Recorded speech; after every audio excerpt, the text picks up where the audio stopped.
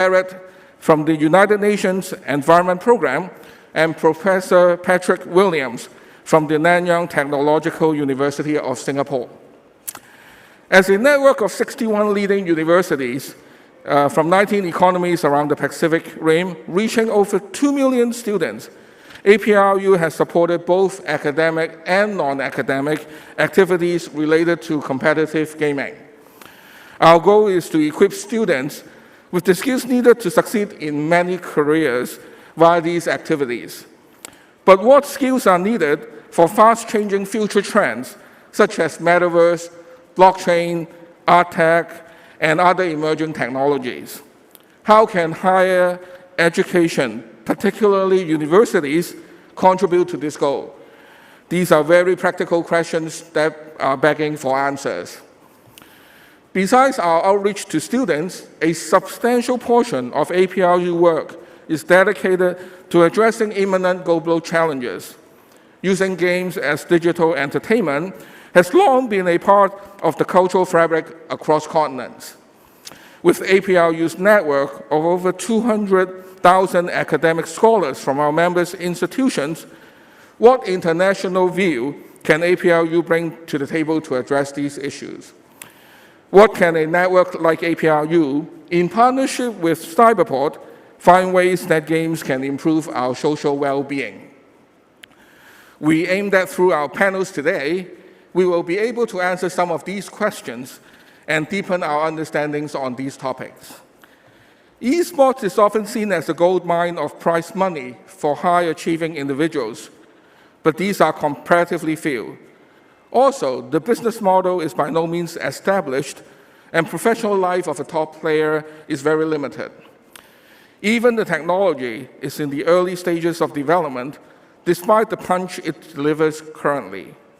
How do we elevate students' interest in viewing esports as a sustainable industry with a better trajectory and many future opportunities?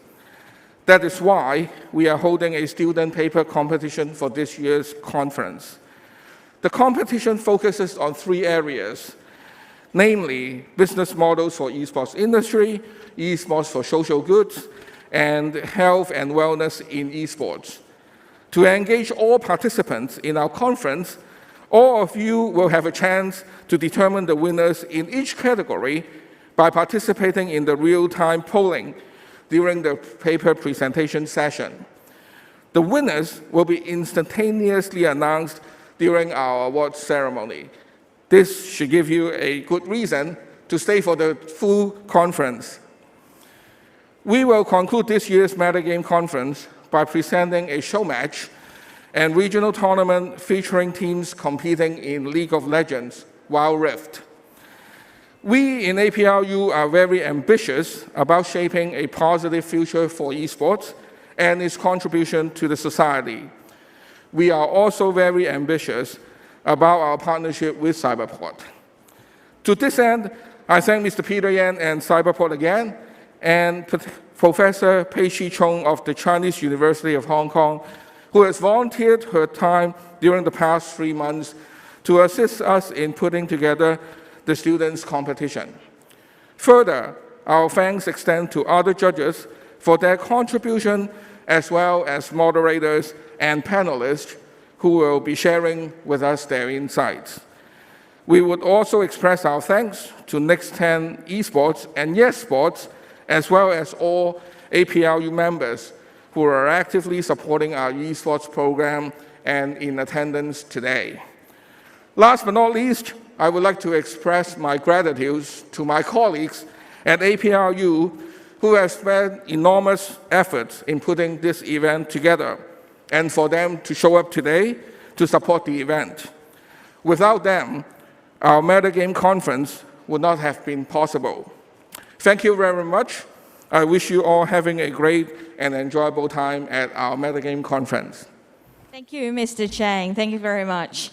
Please may we invite Mr. Peter Yan, CEO of Cyberport Management Company, to give us the welcome remarks. Mr. Peter Yan is the Chief Executive Officer of the Hong Kong Cyberport Management Company Limited, As the CEO of Cyberport, Mr. Yan leads the digital technology flagship to focus on fostering talent, cultivation, industry development, and integration of new and traditional enterprises to realize Cyberport's vision to create new impetus for Hong Kong's new economy through digital technology. Mr. Yan, please.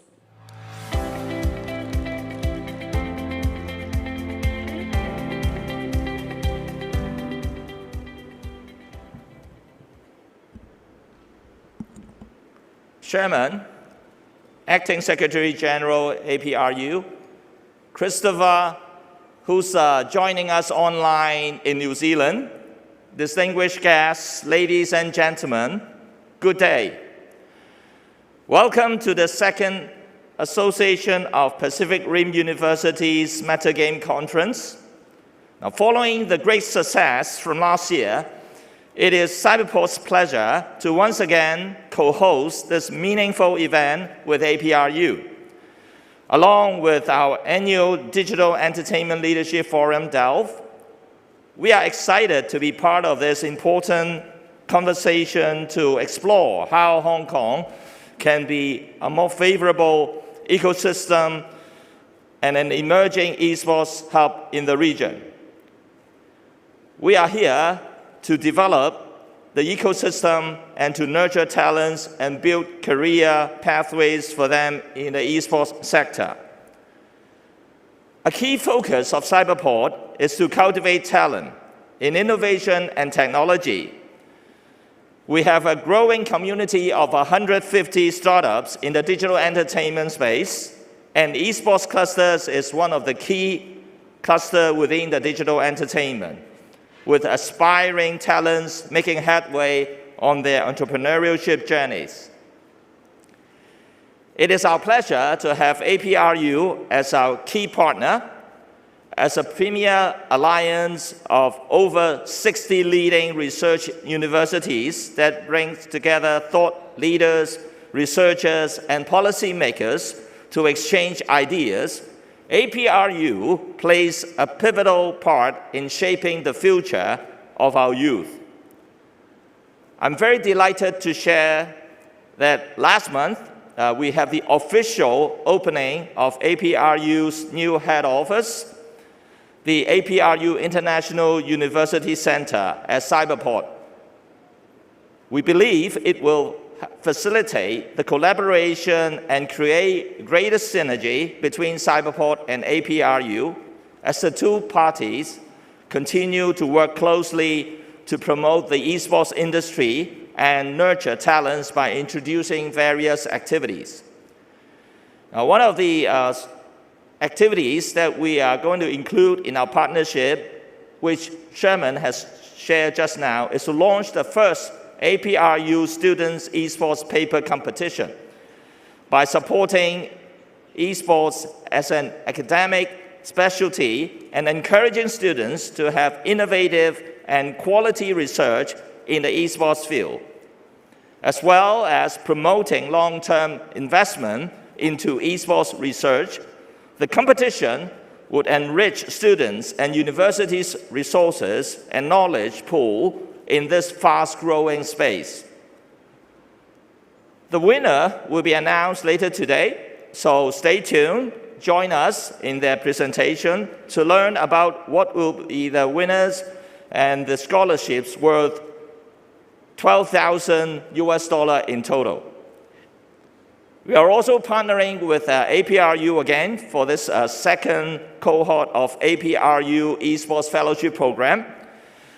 The program pulls together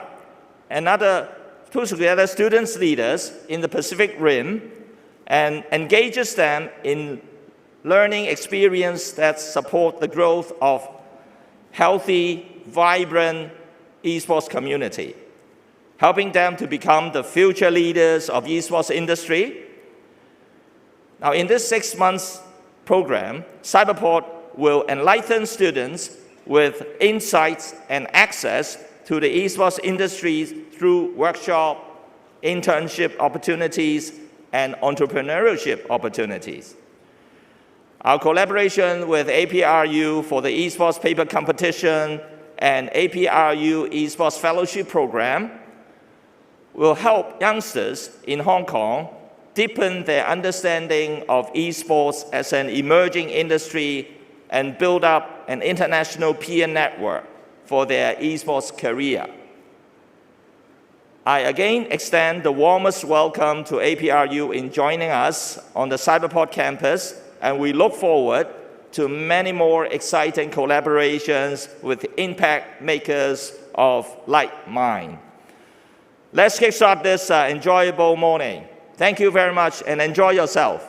Thank you, Mr. Yan. Thank you very much. Please may I ask you to remain on stage, and may I please also invite Mr. Sherman Chang once again on stage for a photograph.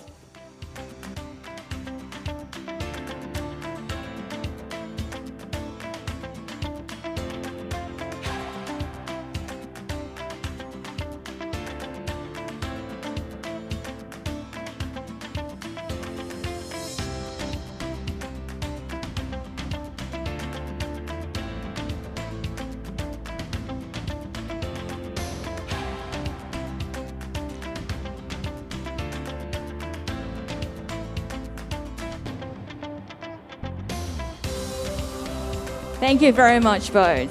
Thank you.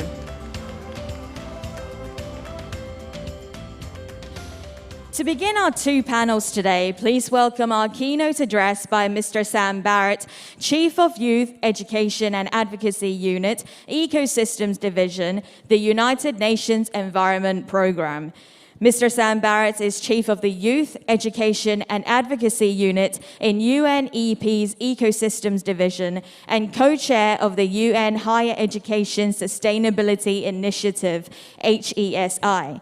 At UNEP, he founded the Playing for the Planet Alliance, a collaboration with the video gaming industry to nudge gamers' behavior and for the industry to use cleaner energy, launched Earth School with TED-Ed, and oversees the work of UNEP's Youth and Education Alliance, with networks representing over 2,700 universities from around the world.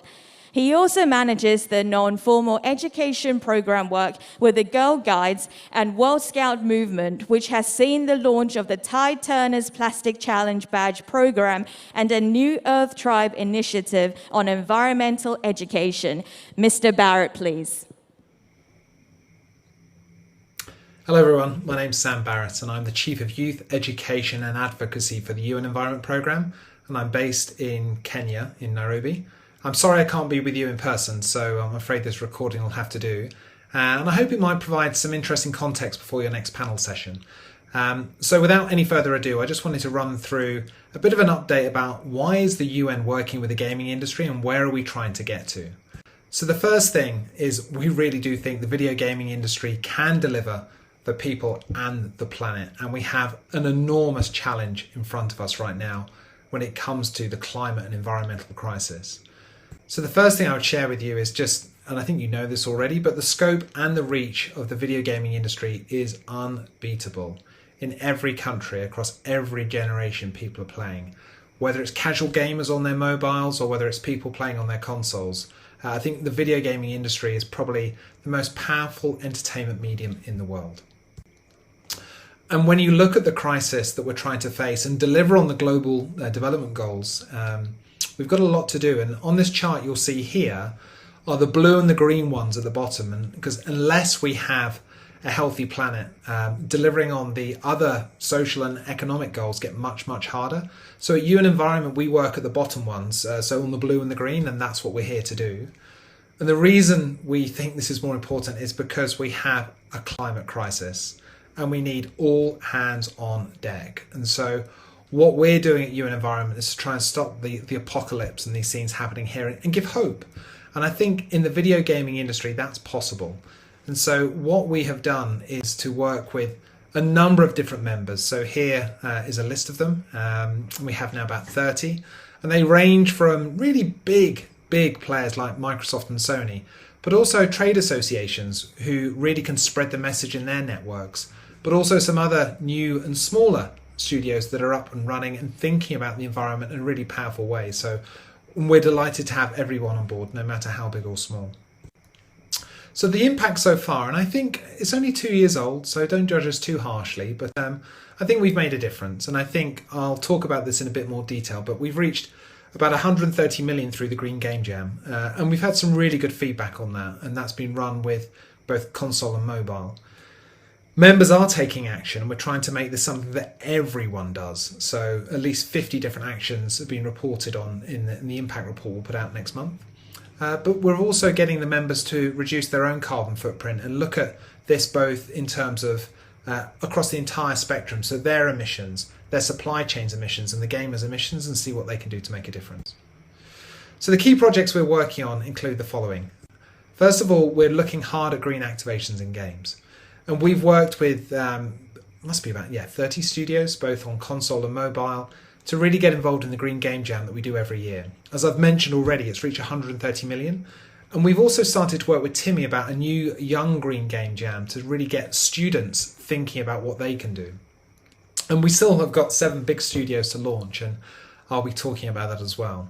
So on the Green Game Jam, we had about 8 or 9 different categories for votes, and we had about 100,000 people vote for which ones they liked the most, and some of them were absolutely fantastic. And I think the potential for it can be seen in games such as Riders Republic.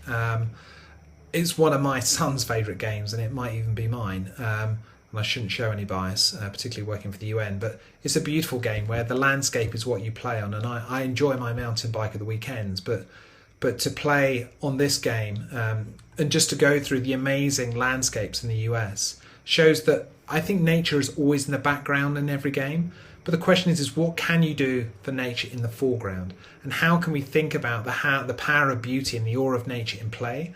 And there's going to be some really big ideas coming through on this game in the next few months. On climate and restoration, as I've mentioned, we've got a lot of the members committing to reduce their emissions, which is great. But we've also planted 1.2 million trees. And I really wanted to give credit to a beautiful game called Alba by Us Two that have planted over 1 million trees. And I think it shows what's possible with the community in this game really kind of stepping up to make a difference with Alba on her journey. So I think that really shows what's possible, both in terms of taking online action into real world impact. And I think that's what we're keen to see more and more in this initiative. Growth. I think we're trying to make this a mainstream initiative for the many. And we've had another 7 companies join this year. But also what's great is the associate members, the trade associations, that could then start to filter this down across a much wider community of studios in the world. And so now we have studios from the UK, from France, from Germany, Australasia, all across the world starting to get involved. And we're also starting to scale up in China as well. And we're looking to build on that with a new secretariat next year. So what next? Good question. There's a lot more we can do. And I think we've only just got started. So we're looking to really deepen the impact of the work and try and scale this up. But we know we need to do that. But we also want to increase the engagement to see what more we can do in play, to really see how gamers who do play really care about the planet as well. And we're starting to see that in polling, and to see how activations can be placed in games that can make a difference both in the real world and offline as well. And I think the other thing is just to have more impact. I mean, it sounds silly, but I think there's more we can do on decarbonisation. And what's great to see is other sectors are looking at what the video gaming industry is doing, and the music industry is following our footsteps. So I think I'll leave it there, and I'll hope that you're having a good time. I'm sorry I can't be there. I'd love to be there with you in person, but sadly leaving Nairobi is not the easiest right now. But thank you for listening. I hope I was at least interesting, maybe even compelling. And if you want to get in touch, here are our details here. So Siri Makale and I work on this, and we'd love to hear from you. So over to you for the next session, and thanks for listening, and get in touch if you're keen to know more. Bye. Thank you, Mr. Barrett. We will now invite our next keynote address by Professor Patrick Williams, Associate Professor of Sociology, School of Social Sciences, Nanyang Technological University, Singapore. His primary areas of research are culture and identity, wherein he splits his time between the study of subcultural identity and authenticity on the one hand, and game-related experiences and identities on the other. Among his many publications, he has authored and edited several books on culture, identity, and games, including Gaming as Culture, Essays in Social Reality, Identity, and Experience in Fantasy Games 2006, Subcultural Theory, Traditions and Concepts 2011, and Studies on the Social Construction of Identity and Authenticity 2020. His current research focuses on the significance of DIY culture and identity in the growth of esports in Singapore. Professor Williams, please. Good morning, good afternoon, or good evening, wherever you are. I am Patrick Williams, an associate professor of sociology at the School of Social Sciences, Nanyang Technological University in Singapore. And of course, today I'm here to give a brief keynote address entitled Esports, Culture, and Everyday Life at the MetaGame Conference 2021. I would like to start by thanking APRU and Cyberport Hong Kong for their support and for enabling this conference to occur so that we can all share information with each other today. Just another brief note, I'm going to actually reduce my face down here in the corner of the slide so that it does not interfere with the remainder of the slides that I'll be showing you today. So please feel free to listen and follow along. Video games are everywhere these days. They're ubiquitous in popular culture and in everyday life. And in the past 10 years especially, there are quickly growing international, national, and local esports ecosystems around the world as well. And of course, we know that the reason for this metagame conference is to bring us together, to pull together our collective intelligence among APRU universities and the esports industry to facilitate research in this field, to ensure that esports itself matures in a socially responsible and meaningful way. Exciting work has been going on, like I said, in this past decade. And one of the things that I find quite interesting is the growth of a conceptual understanding of what we can call the esports ecosystem. And of course, esports is not just about professional athletes. Rather, it's about a host of interconnected roles and activities that crisscross various aspects of digital culture and the digital economy, from organizers to coaches to content creators to business developers. Last year's inaugural Metagame Conference started to deal with some of this, and we heard speakers ask some, I think, pretty big questions about building up this esports ecosystem.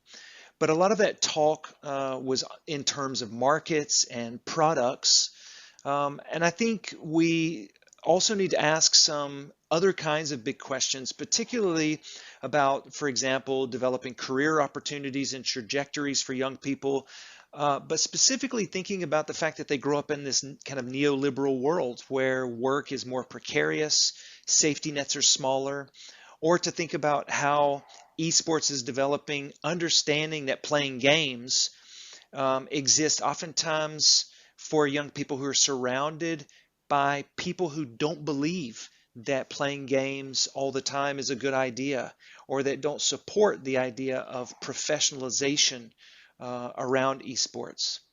There's also questions of equity and diversity. And here I think we need to think about, for example, who's at the center of this ecosystem. In this case, the players themselves or specific game titles and game companies, but who also exists on the peripheries here, and what roles do they have both now and in the future.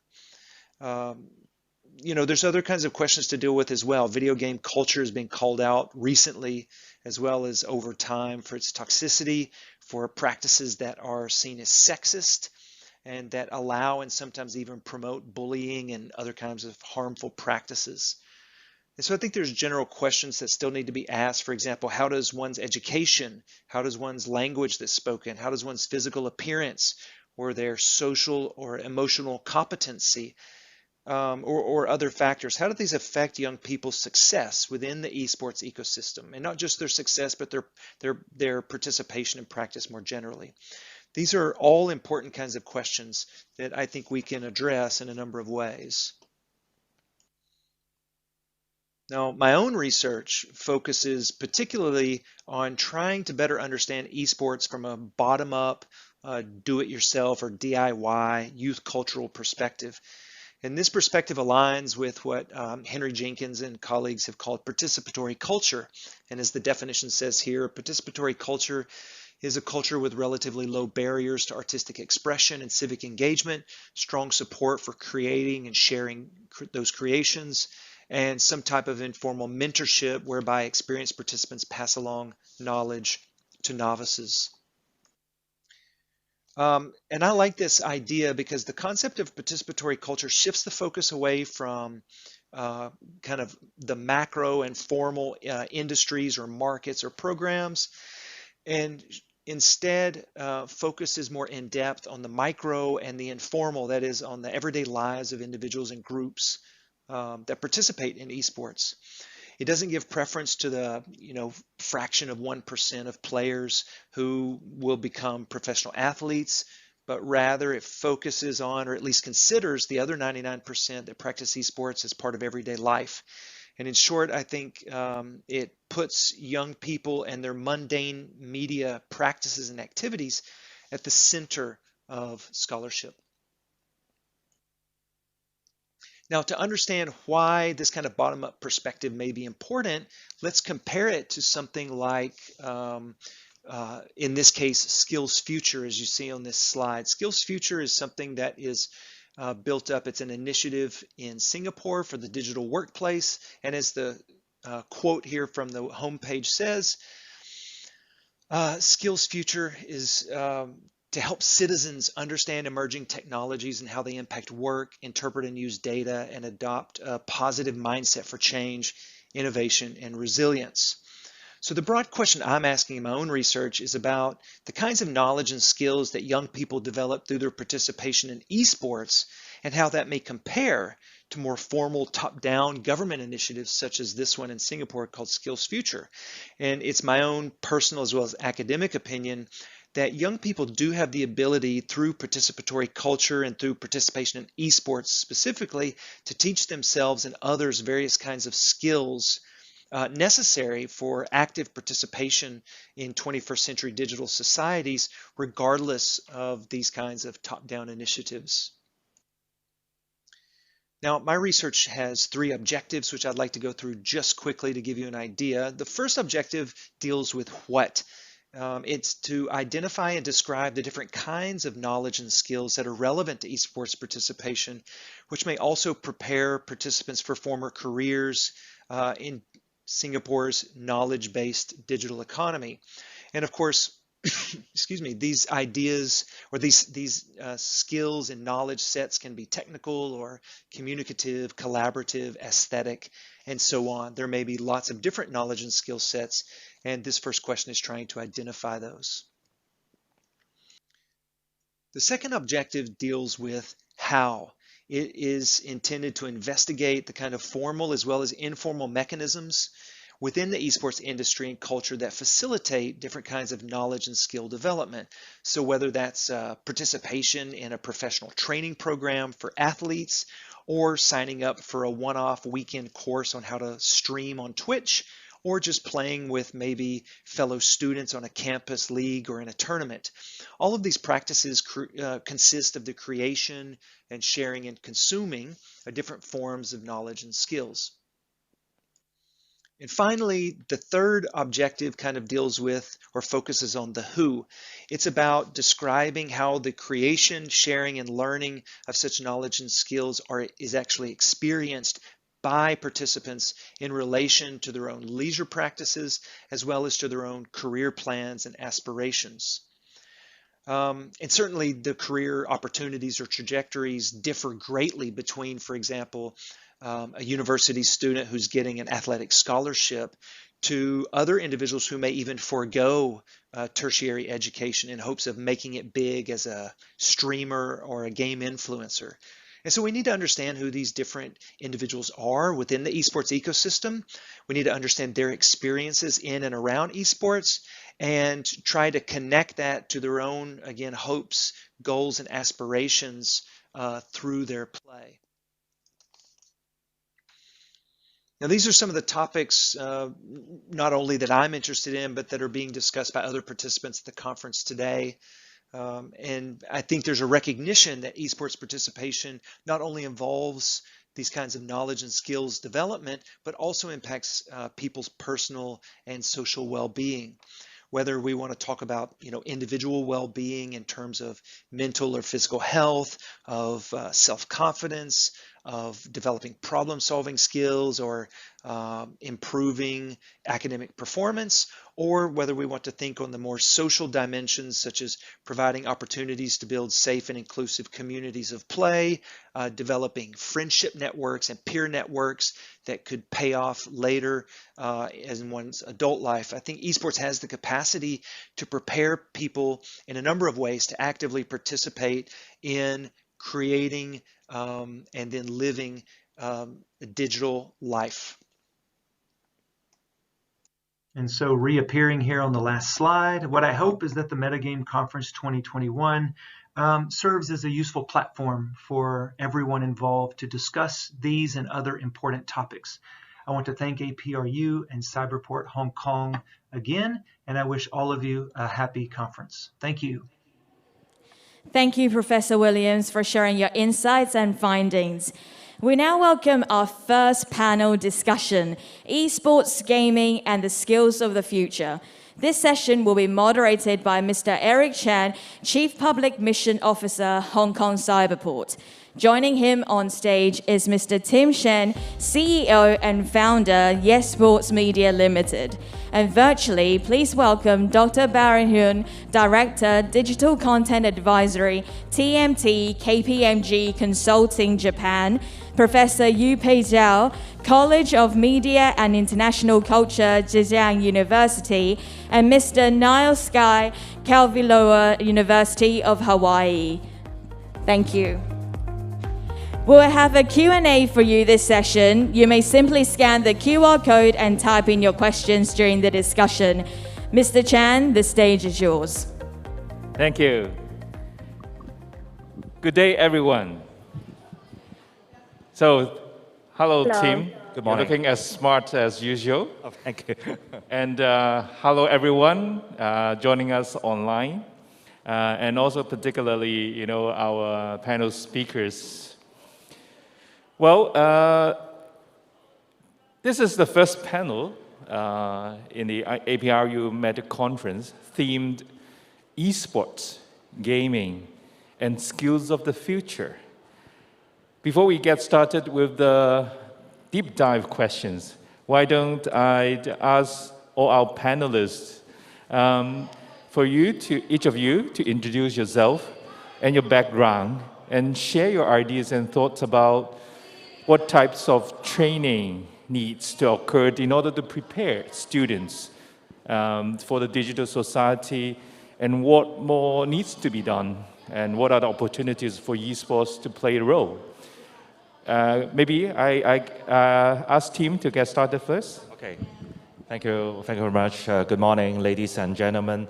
I'm honored to share this panel with all the professionals, especially Eric.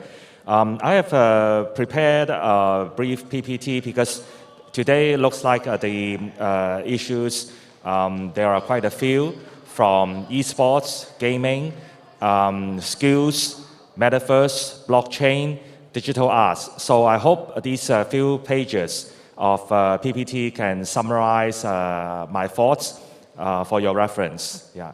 So a little bit on my background. In short, I am a fund manager. So for our practice, not only we have been focusing on investing in listed public equities, but we are also active investors and operators in private equity projects, including esports projects. So for the esports project, I'm the investor and founder of a international esports group by the name of Esports. For that, we mainly engage in the midstream and downstream of the esports ecosystem. Mainly, it means we cover operations such as events, tournaments, online education, esports, games downloading, and supplies. And recently, we just launched our NFT marketplace to facilitate our esports talents.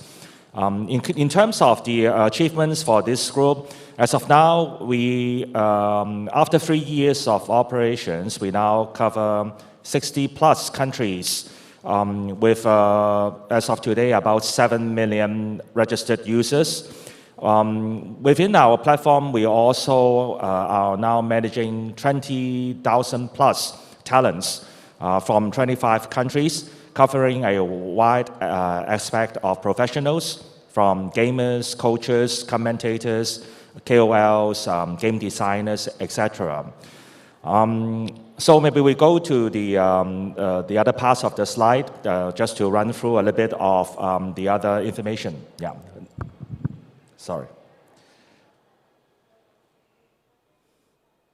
Yeah, so in terms of metaverse, I think this is a good way to start this part of the presentation, because at the end, I hope all the elements we would like to cover can be inclusive in this kind of setup, which for metaverse, we always like to pinpoint the 4 pillars. The first is the technology, second is the community, the third is the trading platform or tools, and the last are the entry points. So in terms of the more detailed explanation, for example, like technology, usually metaverse, the basic component is the blockchain, AR, VR, AI, token, wallet, etc. And community is a must-have, because for any platform, you need participants. And in terms of trading platform or tools, usually operator will make use of NFT. And the last but not least are the entry points. Esports is always, or is now, the pleasant most applied functions or applications for most metaverse. And again, in this chart, you can see it right in the middle, because of the what we call the element applications that will include esports, gaming, and other entertainment type like art, concerts, etc. But on the other hand, metaverse obviously will cover applications in work, in education, and especially for investments, such as in the case of this Decentraland. We can see investors or participants have been actively buying up virtual land for their own development. So this chart will hopefully show where we position ourselves. As you can see, our esports group, Esports, is right in the middle, or tending to migrate to the upper right corner, achieving the metaverse status. Same, more or less same for our NFT marketplace SWORD. For the other PE operations of ours, though looks like there is still some distance from achieving the metaverse status, but it all provides the elements of the 4 pillars I just mentioned. So this is another chart showing, hopefully with our present operations in the few PE projects, we are already occupy the center core of this metaverse universe. And what we need is just to expand on all sides in order to achieve a well-rounded metaverse platform. And obviously, these are the market leaders, including NVIDIA, which is a CPU or GPU operator, Meta, which is Facebook, and focusing on social media, Roblox, which is a blockchain game company. So I think this will provide insights for especially the youngsters who want to pursue a future career in metaverse or esports, how to position their skills. And especially in Hong Kong, students usually want to have a career in the financial system. And for example, like want to become fund manager or an analyst. A good sign is that just within the past 2 months, there are already some listed funds that mainly focusing on metaverse. And not only these new funds keep coming up, being launched, but you can see the return. The poorest one in this group is also in the positive range. Not to mention the best performer has about 50% in just 1 month. This just shows what are the most popular NFTs people are dealing with in the NFT marketplaces. Yeah. And just mentioned what is the latest marketplace. And our intention is to facilitate talents, especially talents in the art and the esports areas, to exhibit that these youngsters are multi-talented. Yeah, so this concludes my intro on our operations. Thank you very much, Eric. Thank you, team. So may I now turn to Barrow, probably to introduce yourselves as well. I know Barrow is now in Japan, right? Hi, Barrow.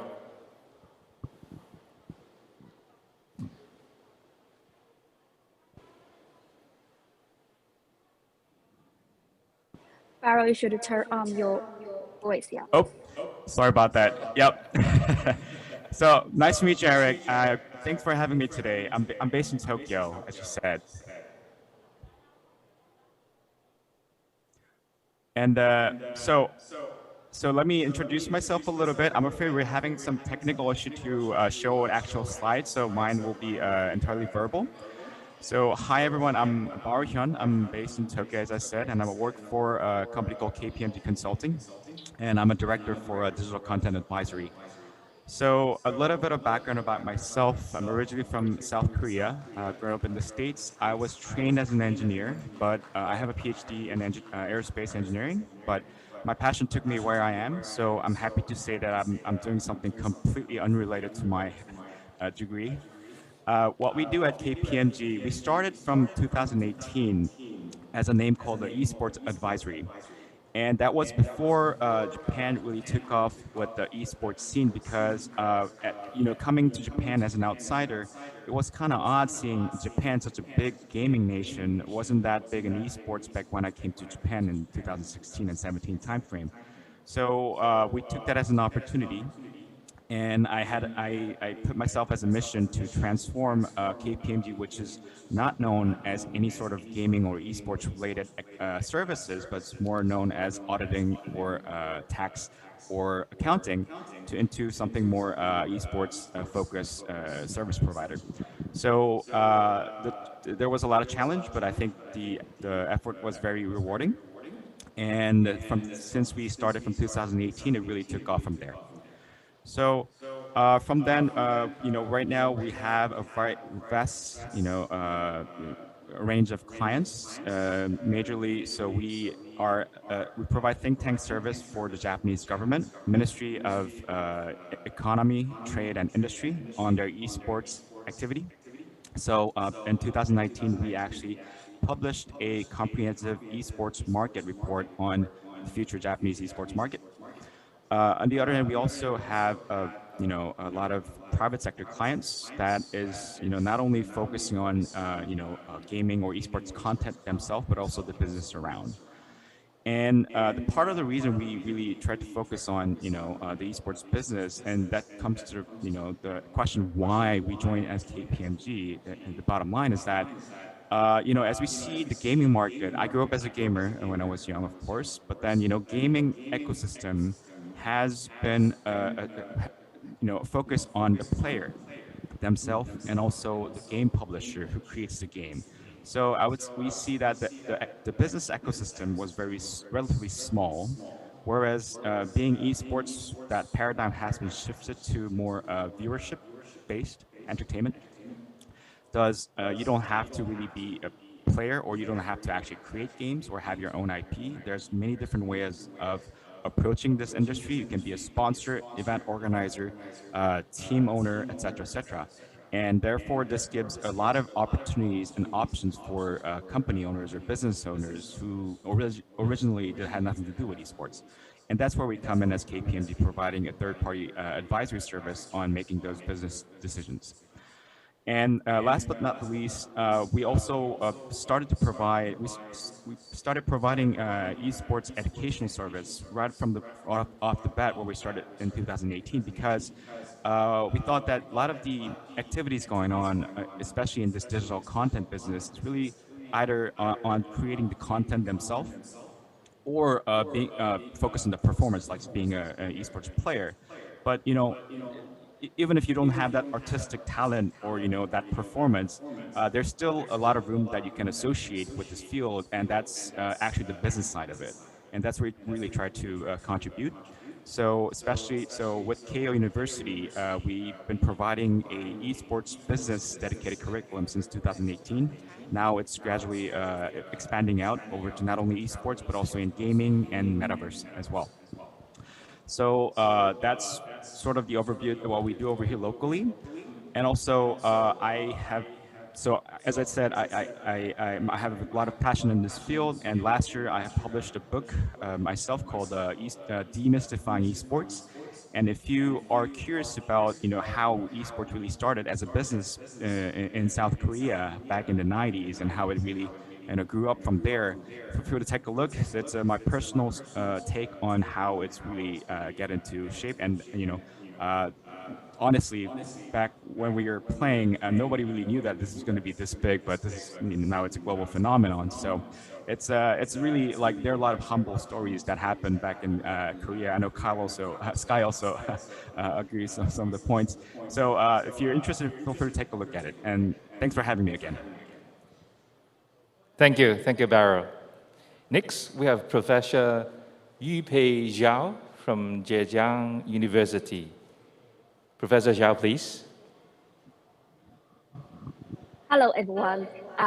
Very nice to meet you guys here, and I'm really appreciate APRU to invite me to have this kind of conversation to other talents here. And today I would like to show some of my recent research about esports industry and culture. So, Anna, could you help me to share my slides here?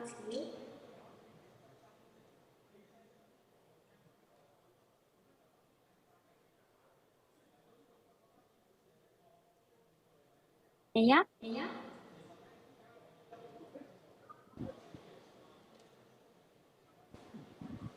Can we share the slides from Professor Zhao? Nope. Okay. Oh, you can't.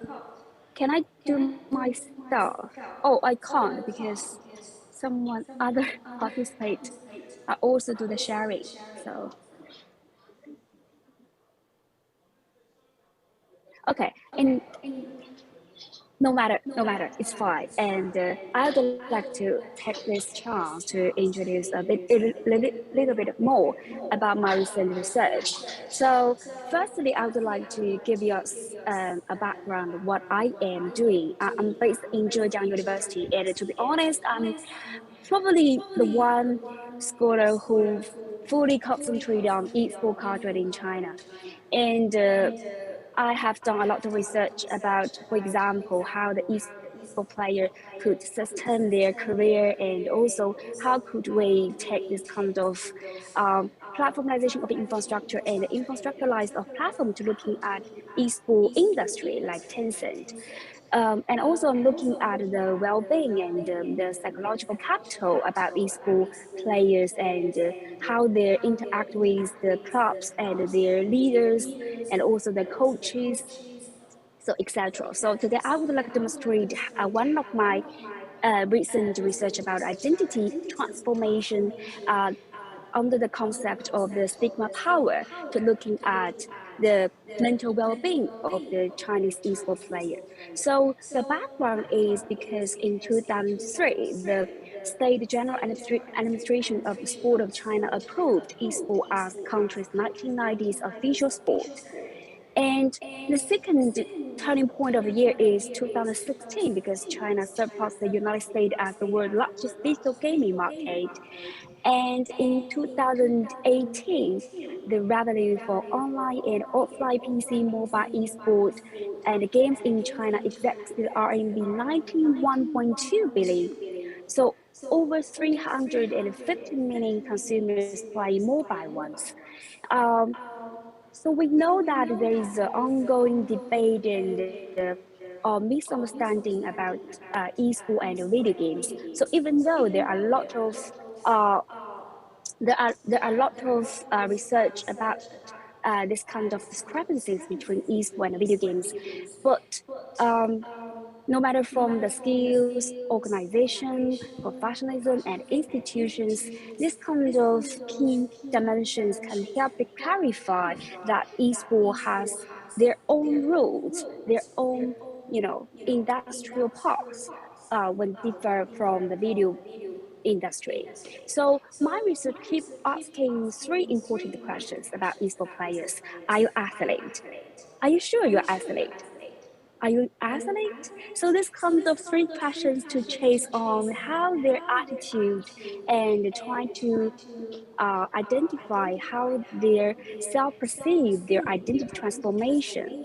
So actually in the first period from 2003 to 2011, which I called the first reflux of the period of in China, because during the time we know we have this kind of cultural value issues that roots in the stereotype of the online gaming describing as the hero, right? So which means the people or the young people who choose to be professional athlete have suffered with this kind of cultural values issues. So at that time, this kind of young people who are renting a house for both living and working, and they have no secured investment and no insurance, no corporation model.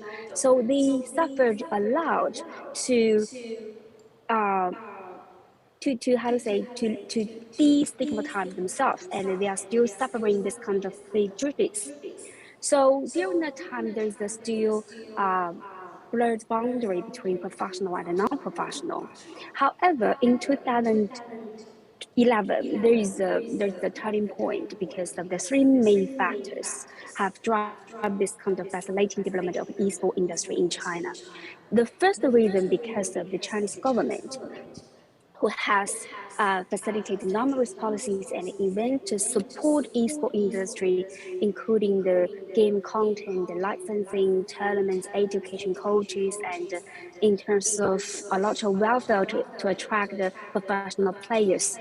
And also there's a list of the policies launched by over 9 departments in China to support this industry. In particular, the 2016, Chinese esports industry entered a new stage because the administration from different departments have covered support for importing digital technology from other Chinese states and encourage the industry to improve the development of mobile games, live streaming services, and VR technology.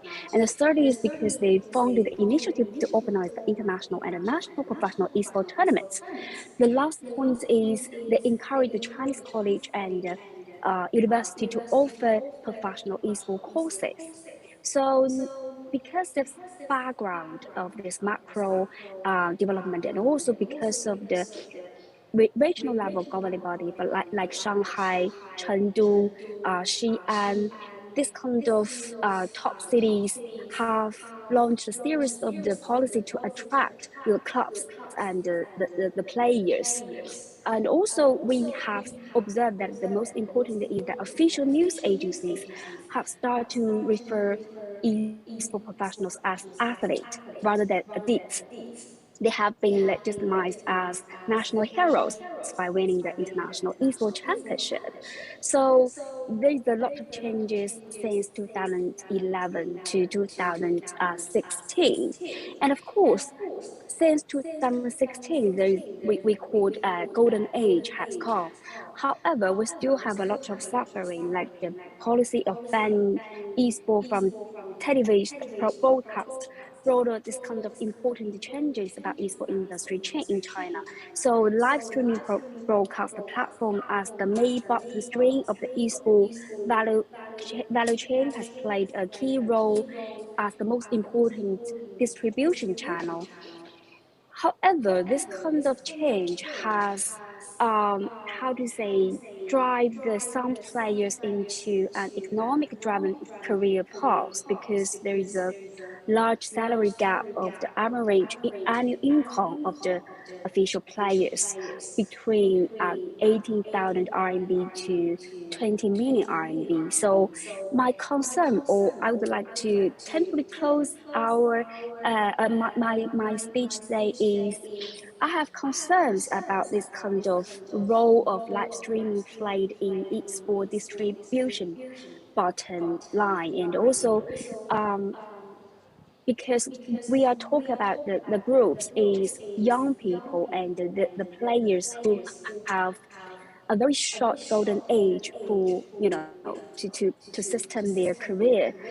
In China, the golden age is between 15 to 22 years old. So we have a lot of concerns about they have this kind of determinant to sustain their career paths. However, the happy or the owner is I have a lot of responses for esports players. They have demonstrated that yet the career life is very short, but you will choose it because they have passion on it. Okay, thank you very much. Thank you, professors. So next we have Mr. Now Sky Pavilo from University of Hawaii. Hi, Now.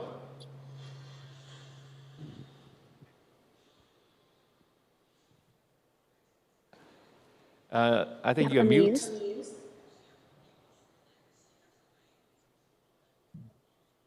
Okay, apologies. Am I unmuted? Yes, perfect. Thank you. All right. Thank you. Sorry about that. All right, so I'm now Sky Kaveloa. I'm a PhD student at the University of Hawaii.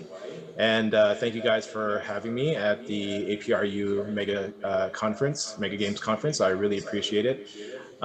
So I wanted to actually start out my introduction with a few pictures. The slides that I brought have actually been from a recent event that took place in Honolulu on the UH Manoa campus. And what took place really, I think, encapsulates, a lot of the points that have been made by the keynote speakers and by the panelists themselves. And this idea of not centering the player within the ecosystem. And what took place, and we can go to the next slide to start the presentation. What took place is really an event where we had one of the biggest video game companies in North America come to Honolulu, again, come to the Manoa campus of the University of Hawaii to hold Overwatch events. And the Overwatch events were events that really defined a new relationship between a very large video game company, a developer, a publisher, and Hawaii itself. To kind of go off the keynote speakers when they talked about the idea of the environment playing a fundamental role in games, the idea here is that the Activision Blizzard publisher and developer wanted to come to Hawaii because they wanted to figure out a way in which they could create global play between North America and East Asia. And it was a very big surprise when I got the call, but it was an event that really kind of changed the direction of what esports could mean for Asia Pacific. And what happened is that they came to the University of Hawaii, and we can go to the next slide, principally because they wanted to use our campus as a point in which they could hold the tournaments, but also because they wanted to use the actual undersea cables that go from Honolulu to Tokyo. And the Tokyo servers are the servers that they actually held the games on. So South Korea and China, the teams that represent South Korea and China for Overwatch would play off the Tokyo servers. And then of course, teams in North America, they would fly to Hawaii, again, to close that gap in transmission rates. And then we would play off the Tokyo servers as well. And this was, again, a fundamental shift in thinking of where Hawaii thought itself in this global discussion around esports. And again, this was a discussion in which the company Activision Blizzard wanted to come and just use facilities. They wanted to rent out space and they wanted to rent out infrastructure. But what actually happened is that we've turned this into a larger partnership among students. And what this took place, or what happened in this partnership, is that they actually had professional players flying to Honolulu, right, to Manoa campus. And we were able to create an internship of roughly 20 students. And so in this picture right here, you have the Dallas Fuel. And I'll talk about this a little bit later in our discussion. But a lot of the teams that came from the Overwatch League came from, again, North America. So we had Dallas, we had Atlanta, we had Los Angeles Gladiators. But in reality, these teams are largely South Korean kids, right? And these, again, majority of the Overwatch League is a South Korean league. Or roughly around 60% of the players come from South Korea or have Korean backgrounds. And so we were able to turn this into an internship in which students would actually learn how to run the league itself. And so the internship began in May and it ran into August. The Overwatch League would come 1 week in each month from Monday to Friday. And the interns would shadow the entire league. They would learn how to do the IT. So I have a picture right here of the students setting up the networks in the middle at the bottom. And then we had students actually do integrity checks. They had the students set up the actual computers themselves. And so overall, it was a situation in which you had a lot of different literacies and skills being built around this. And so for students themselves, this is not just about learning STEM subjects, but this is an opportunity in which they got to learn a whole host of skills that are really both hard skills and soft skills within the project itself. Once again, I think this is a great example of what we're talking about at this conference, in which it presents a case study of what could happen when you bring together both ARPU universities, you bring universities from the West Coast, from North America, you bring publishers and developers together to do this. So thank you very much, and I look forward to speaking more about this. Thank you, Nao. So in order to leave a little bit more time at the end, for some interactive question and answers, I'll start, talking to each of our panelists, and maybe we can keep the answers short and precise to within, 3 to 4 minutes, so that we can have some time, left for the interactive Q&A. So maybe I'll, turn to Tim, who's sitting next to me, at Cyberport. Well, we know that you have just conducted a couple of metaverse webinar, right? All these, new tech, metaverse, blockchain, digital arts, and other emerging technologies. What do you think it will affect, the industry as a whole, and what type of skills you expect, from the future workforce to cope with these emerging technologies? And probably this quickly, also you comment on the importance of empowerment of women, in esports. Thank you, team. So it's a two-part question. The first part, actually, I have briefly mentioned in my previous PPT. Of course, if it can be uploaded again. That one single slide shows esports, which is part of that. And on one side is work and education, and the other side is investment, etc. That constitutes the whole metaverse.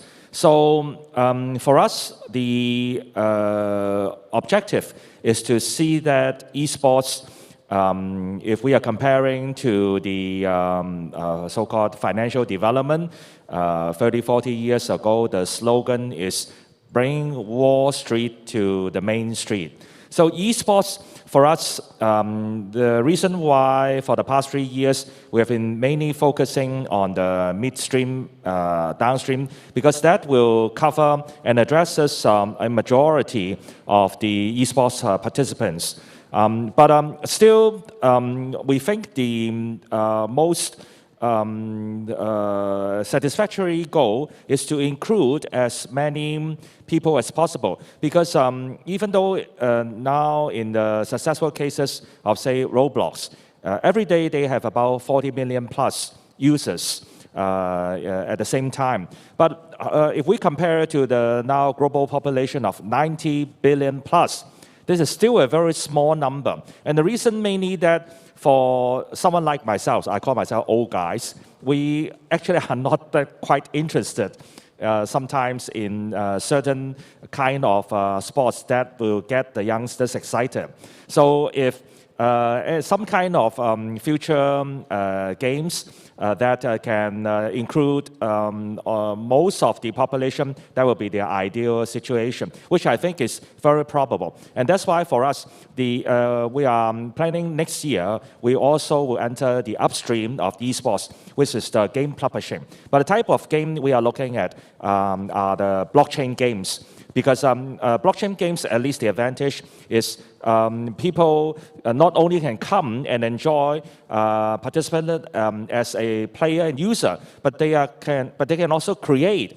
So creating or being a creator is one way to enhance the participation by the general public. Of course, as I mentioned in my ecosystem, we purposely not only just focusing on the hosting of events, tournaments, talents management, though it covers 25 countries' talents. We also, as I mentioned, have online education, the e-commerce platform, which the purpose again is to facilitate these participants, especially gamers, to show that they are really multi-talented.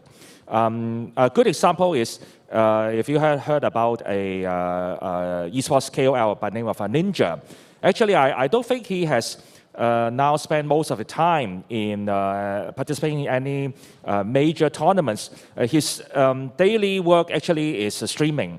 But because the model works in a sense, he has a few million or more than 10 million of followers. So even if he is charging $1 per fan, that would mean he is already a millionaire every month.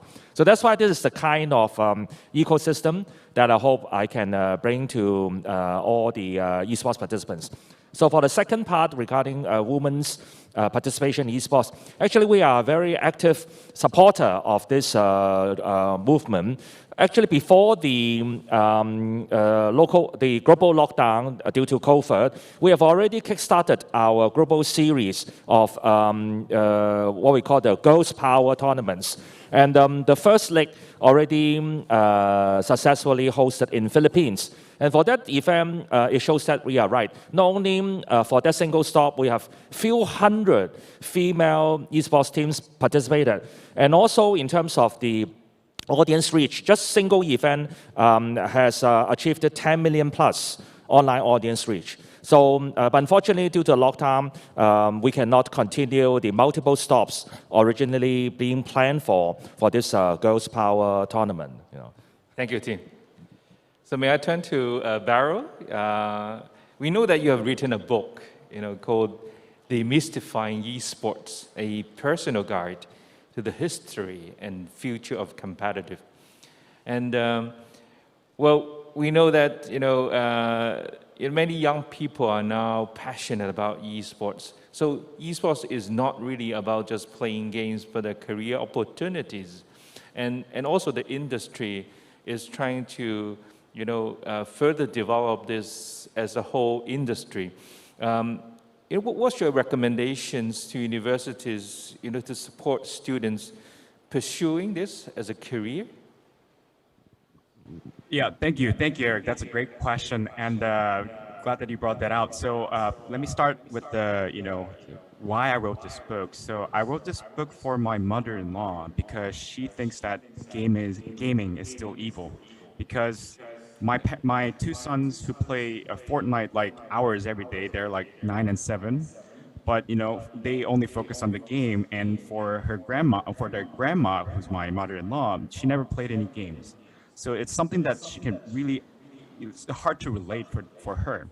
So I'm seeing that, and that's not only our household, that's also, I think it's pretty much globally what's happening. So we're having this bipolar generation where we have a generation like my parents' generation who never played games, but pretty much from around my generation below, we grew up with games. And knowing that or not knowing that, it's really a different experience. We grew up with games. And knowing that or not knowing that, it's really a different experience. And because you're pretty much not being involved with any sort of gaming community. So I wanted to bridge that gap because, knowing that my parents probably not going to play any games for the rest of their life, but they may read a book that's related to them, that's related to gaming or esports, and they may want to understand because that's something that their grandchildren are very passionate about it. And book is something, a very familiar form for the parents' generation. So that's one reason. And also another one was that from the business side, where I worked as KPMG as a esports consultant, we went through a lot of a frustrating situation from the business standpoint as well, because a lot of the time when we actually do a proposal to our client who shows a lot of interest, especially on the who's driving the project, that person level, but when it goes to the people who has the decision-making authority on top of the ladder in the corporate organization, oftentimes we get turned down the proposal themselves, not because of the business prospects, but more about because they really didn't understand what esports or gaming is. To them, it's really like, it's still, they have that image. I'm not trying to putting everything in the condescending tone, but it's something that they're not really familiar with. So I wanted to bridge, the bipolar generation kind of situation together with this book. And what I'm trying to, so that also relates to what I do at KU University, because as I said in the intro, I think as an industry, a lot of the focus are being made on, it's a content business, and there's a secondary or tertiary business layer based on that content, and esports, I think it's also has a similar structure. So a lot of the time, the effort is really focused on that content creating, whether that being, making a game, playing a good game, or streaming a game, etc. But there's still a room for, business professional to be involved, because I think, relatively speaking, I think this industry still requires a lot more business professionals who knows the industry, who knows the content side of the business, and who has a passion about, the interactive media itself, or also the anime, manga, whatever subcultures that can be related to. So, so that's where actually we come in, and we've been very grateful with partnering with KEO, and it's been expanding to other regions as well, that we've been trying to teach the business side of the curriculum, how you can relate, how you can help the industry, and we call in guest speakers from within the industry. So we have had guest speakers like the game publishers locally here in Japan, but also the esports event producers or etc. So we have places like HP, Alibaba, Microsoft, Sega, Taito, etc. So and these are all relatable stakeholders within the esports ecosystem, and they have their own challenges. And I think having students to get that exposure and knowing what's going on, it really gives them a first-hand alignment of what they want to do in the future in their career. And that may not be being a best player in the tournament. That may not be being the best content creator. It could be a producer for an event. It could be something completely not making a content itself, but more business related. So that's where I think we're focusing our effort into. So I mean, on the side note. So my high school friends back in Korea, they still make fun of me if I when I say I'm doing esports consultant, because they say I was the worst StarCraft player back in high school, and but I'm still contributing in this field in my own way on the business side of it, and I think that's a sort of a message I like to give it to the students, that you don't have to be the great player, you don't have to make a really great content yourself, but still there's a room for contribution. And also at the same time, this is very mutually beneficial to our corporate client as well, because they're always looking for new talents from schools. And it's just that not every company has that benefit to have that a reach to directly to the students. And so, for example, the curriculum that we provide is that after having these guest speakers and speak about their industry, at the end of the day, we let our students to do a business pitch, like a consultant. So they dress up all in suit and tie and come to our office, and we bring in all our guest speakers from the industry, and they group up and they give a business pitch about their new business idea on esports. So like imagine they're becoming a startup, and they have a very active discussion with the guest speakers. And if the corporate client, if the conversation goes really well, they can be hired right on spot. So we have students from our class who actually got into like Nintendo and Sony and that kind of game publishers as well.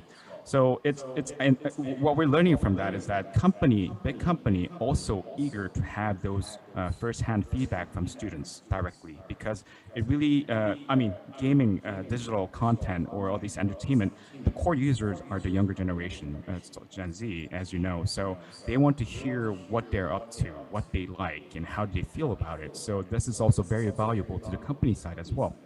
So as us being the middleman trying to connect, the company side and also student side, that has been something very successful locally here. And I believe that can be something, extendable to, other regions and also other target as well.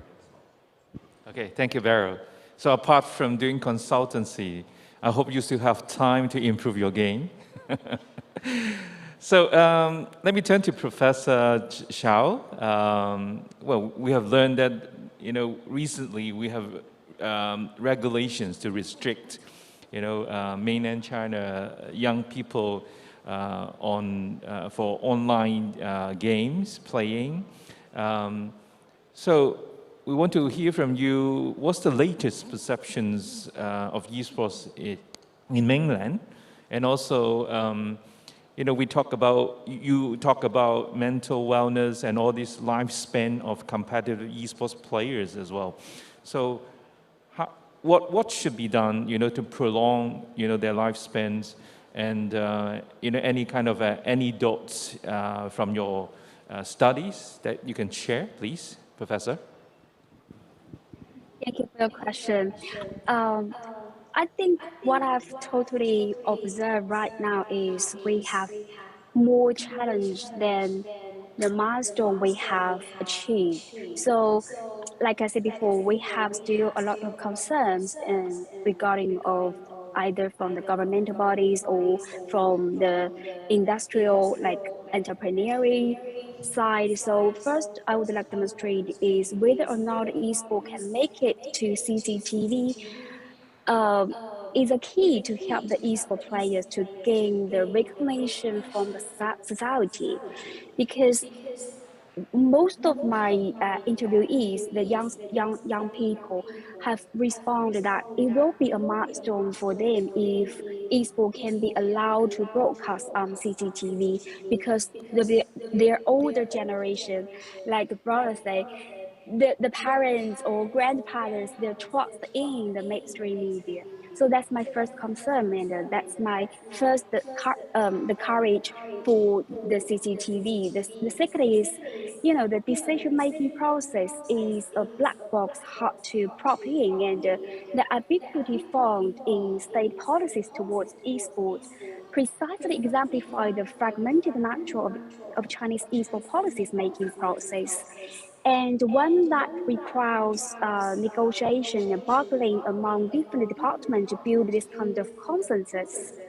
Like I said, there are over 9 departments have involved in the regulation of the esport in China, and they have their own policy goals. And the second, my concern is different from Wang Sitong, like I said before, the rich song of the entrepreneur in China who have invested primarily in the individual esport clubs. And Tencent, as leading company, has invested as largely go to what I have called umbrella stand of the industry in my research. So their value chain and the multi-sided platform Tencent has established over the years under the regulatory umbrella clause governed by Chinese authority. So they have assumed multiple roles, from authorizing, producing, distributing the content, acting as the executive body of a number of the leagues. So posing as this kind of monopoly power enterprises dominate the market player have invited a lot of concerns. I'm not blaming their, what they have achieved and what they have contributed to the whole industry. What I mean is we invite more stakeholders, invite more like ByteDance, also emerging media conglomerates can also get involved to maintain this a sustainable industry. So what the bright side is actually the esport industry in China follows a bottom-up path. So the industry with such a huge market size, the government has come up and set some rules to regulate it. But in this regard, the government is only set up the bottom line, leaving enough spaces for industry to further development, in particular for cultural and creative involvement. After all, the game contributes so much to GDP, so the government is still taking it seriously. The last thing I would like to demonstrate is there is an example I would like to share, because a few days ago, I attended an esports seminar held in Zhejiang province, and where chief government officials from cyberspace administration, propaganda department, national radio and television administration, and administration of the sport, a few more were presented there, and almost all of them, except the sport administration and the radio television administration, thought esport was the same as the game. So I'm so surprised that, or the funniest part I have observed is they were talking about esport from a parent perspective, and they feel like it's that's not to develop the whole industry. So we see that there's still a lot of stigmatized power that uh, affect the whole industry. So I would strongly suggest to the young people, the player, the professional players, to defend yourself about the surrounding has been stigmatized, and be professional, and think it seriously how to maintain and system your whole career, in particular if you are still considered about a retired, you know, career path. So how to transform your skills from being professional player to a manager or coach or etc. So other important role in the whole industry, and we have to defend for ourselves. Be strong. Okay, thank you very much. Thank you, professors. So now, I want to get from you is what's the best ways to prepare your students with the right resume to get into the esports industry? But then also, as we talk about, the lifespan of professional esports players, what are the marketable skills, of these potential esports players outside of the esports industry in the case, they retire early, right? Please, now.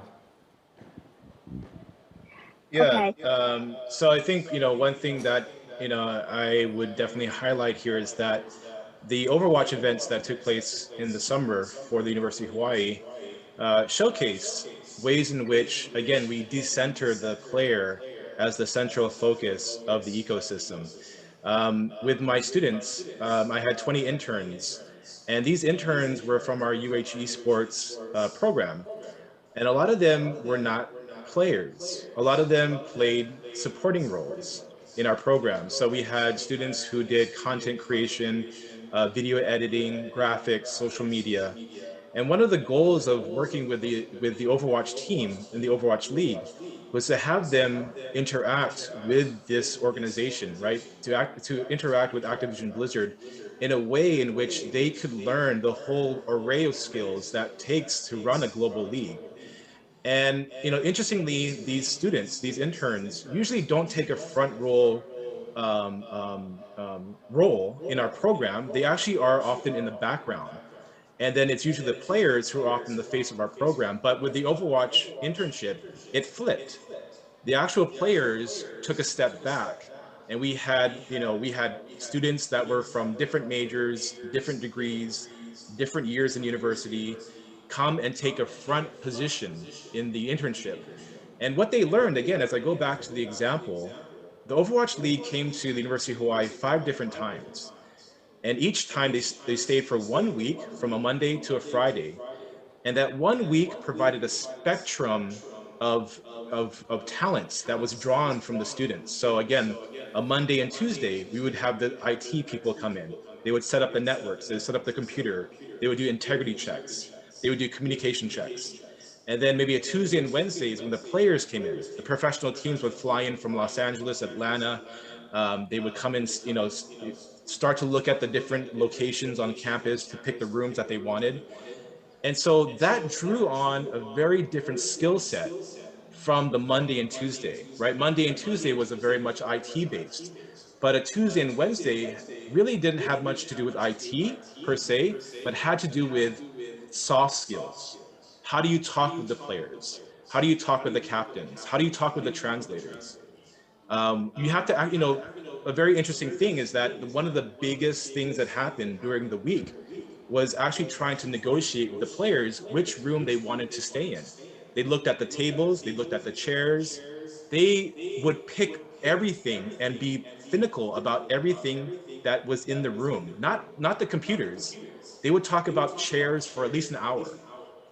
And so what dawned on me is that, the entire esports industry is visible often because it is technologically sexy, right? It is new, it is fresh, it is up to date, it is the future. But when you actually operate at the global elite part of esports, what you understand is that these are just people with desires, people with ambitions, people who want to win ultimately.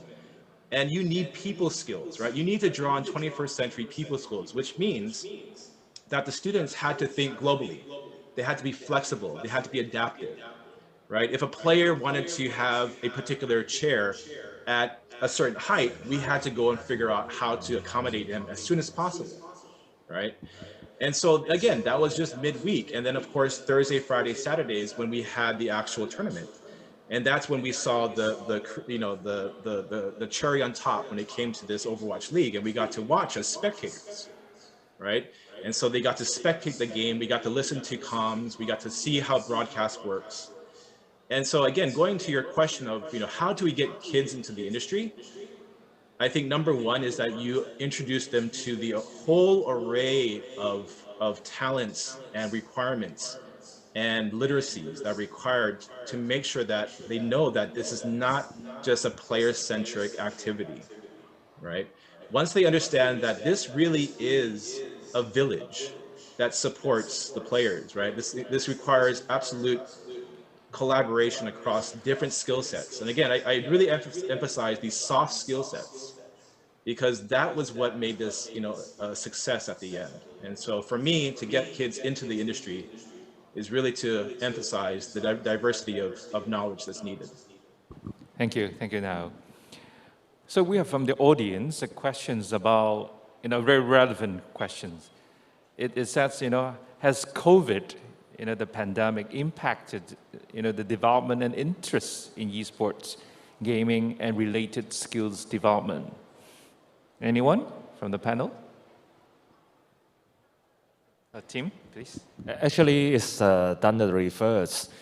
Before, for the past 2.5 years, we have hosted more than 300 events, large and small, not including the daily streaming sessions in our office. Out of 300, I think 70% of the events took place after the lockdown. Because as I mentioned, people have nowhere to go. They have to turn indoor for their entertainment and etc. So at least helps us a lot in the global expansion. Okay, Tim. Anyone from the panel? Anyone else? You want to go, Sky? Oh, sorry, could you repeat the question real quick? Yes, has COVID impacted the development and interest in esports? I mean, absolutely. It definitely has increased the attention and visibility of esports, and especially streaming as well. And for us, for the Overwatch League to come to the University of Hawaii was also because of the consequences of COVID. Because they wanted to go to a location that was safer and more open. It definitely does. But at the same time, we have to understand that not all gaming communities benefit equally across the board when it comes to COVID, right? Because some gaming communities flourish in face-to-face settings, where other gaming communities or gaming populations are built to be remote. And so it's yes, but it's also uneven. Okay, thank you. I think we are running out of time, and it's time for me to, wrap up. And thank you for all these insightful sharing. What I've picked up from you is, to really ensure a sustainable development of the esports industry, we have to have this kind of balanced approach. Taking care of all these, mental wellness, and emphasize, on the esports industry value chain, which actually composes of not just a player-centric skills, but all these soft skills and hard skills that provide support to the back-end operation, project management,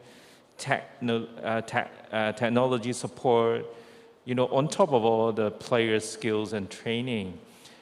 And I hope, we do it together in a collaborative way, to ensure a healthy and sustainable development of this industry, and so as that all these passionate esports lovers could find a career, and job opportunities from this. And with that, I thank all the panelists, for their sharing. And I've been told by the organizers that all the slides will be shared to all participants, even for those that we weren't able to show, during the panel. I think that will actually complete all these, knowledge sharing from our insightful panelists. Thank you so much. Thank you. Thank you. Thank you, Mr. Chan, and for guiding us through a very interesting conversation. And thank you to all our panelists. For our next panel discussion, we will discuss gamification of social well-being. We would like to invite Ms. Jackie Wong to moderate this session. Joining her on stage is Professor Pei Chi Chung, Associate Professor, Department of Cultural and Religious Studies, the Chinese University of Hong Kong.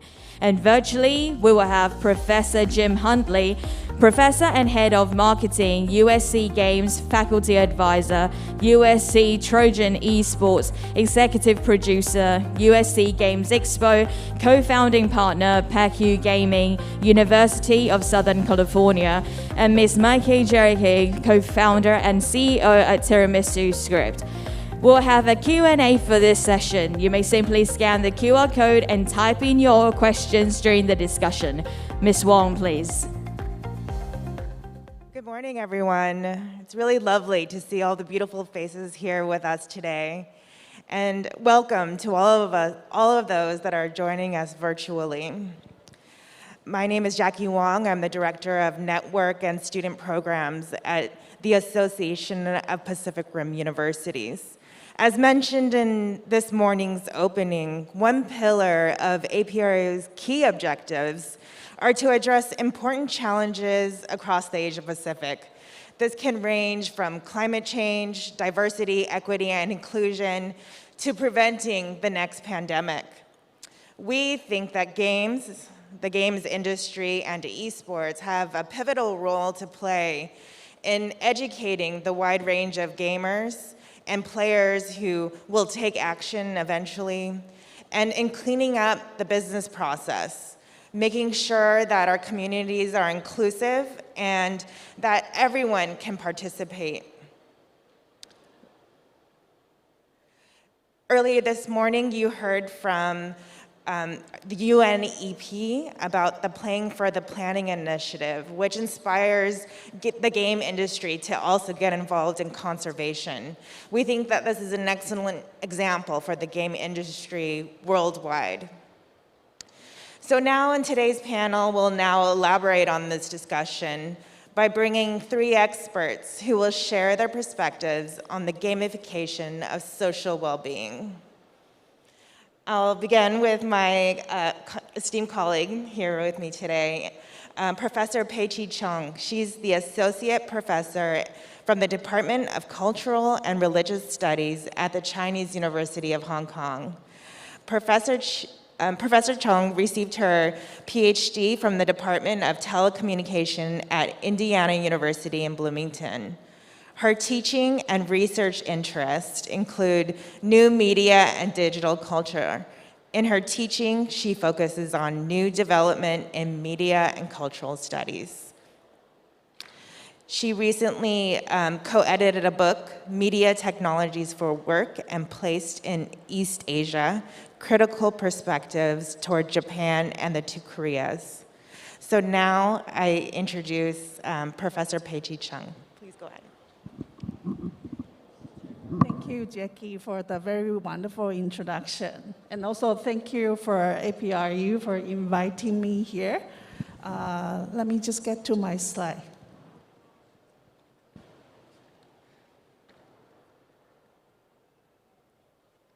Okay, so I would like to start with the title for the talk, very brief sharing of my idea on the gamification of social well-being in esports. Right. Before I start, I want to share a bit about my research context. In the past 12 years, I have been focusing on looking for a certain kind of model that can go beyond corporation, which I'll look into the public dimension to search for welfare perspective to help the young talent in the game industry, especially for turning themselves from their passion into a game, becoming an indie game developer.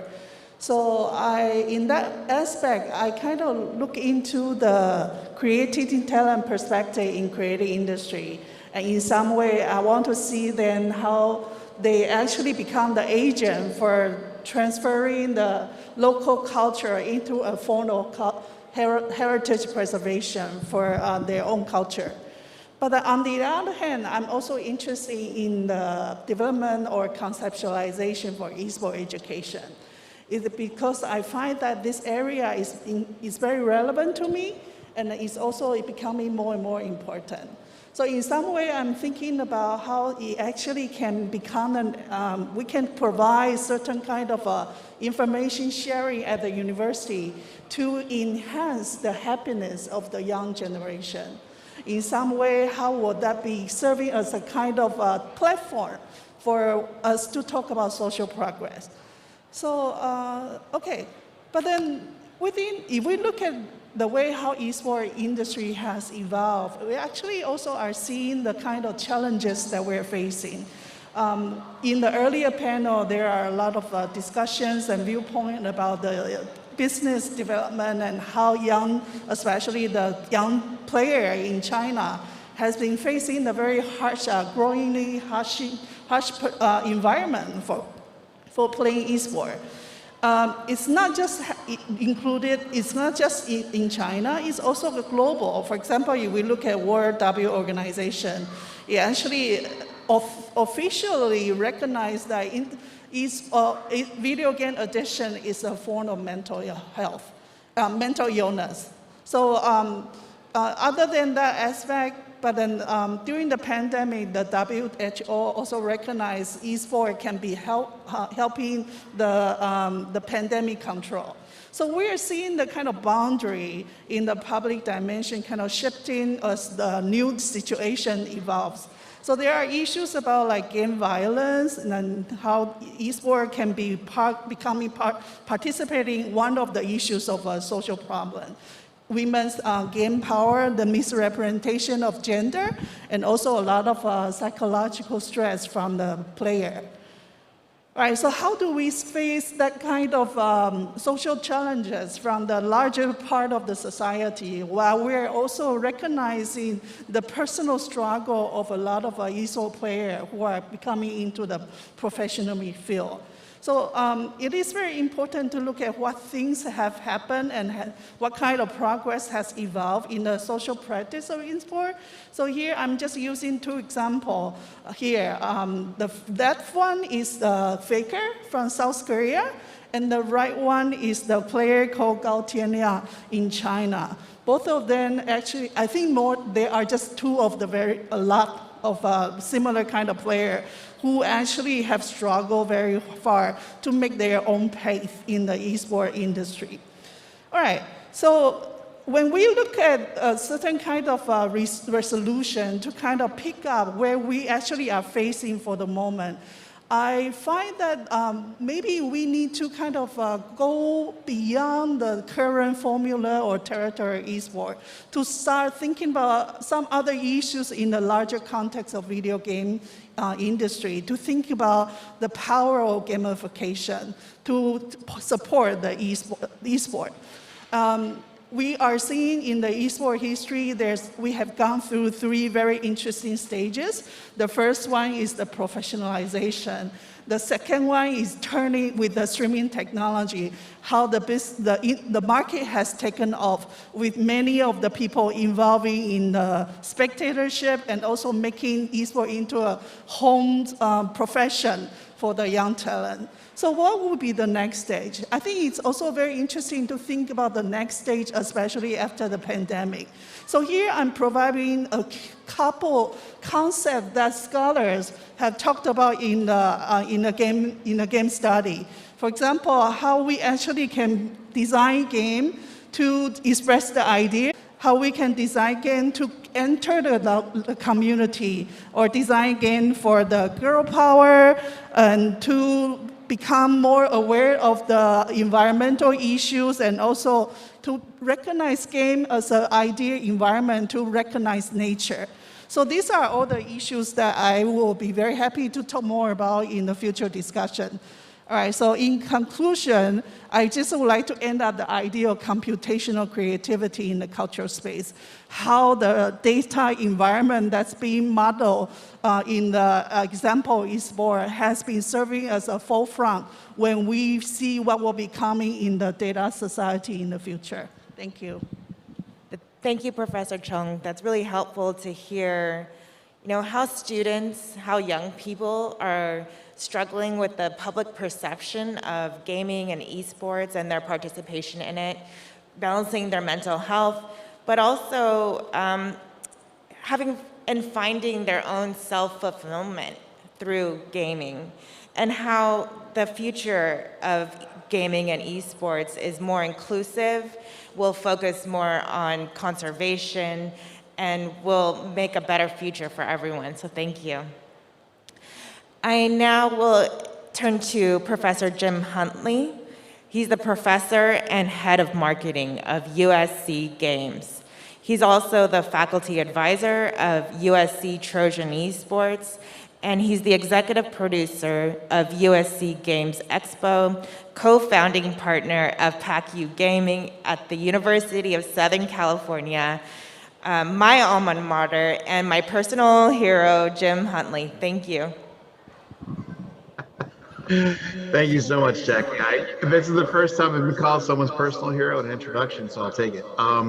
Hey, everybody. My name is Jim Huntley. As Jackie mentioned, I'm a professor. I did not pay her to give me those accolades, by the way. I actually come by them through hard work and the bags under my eyes.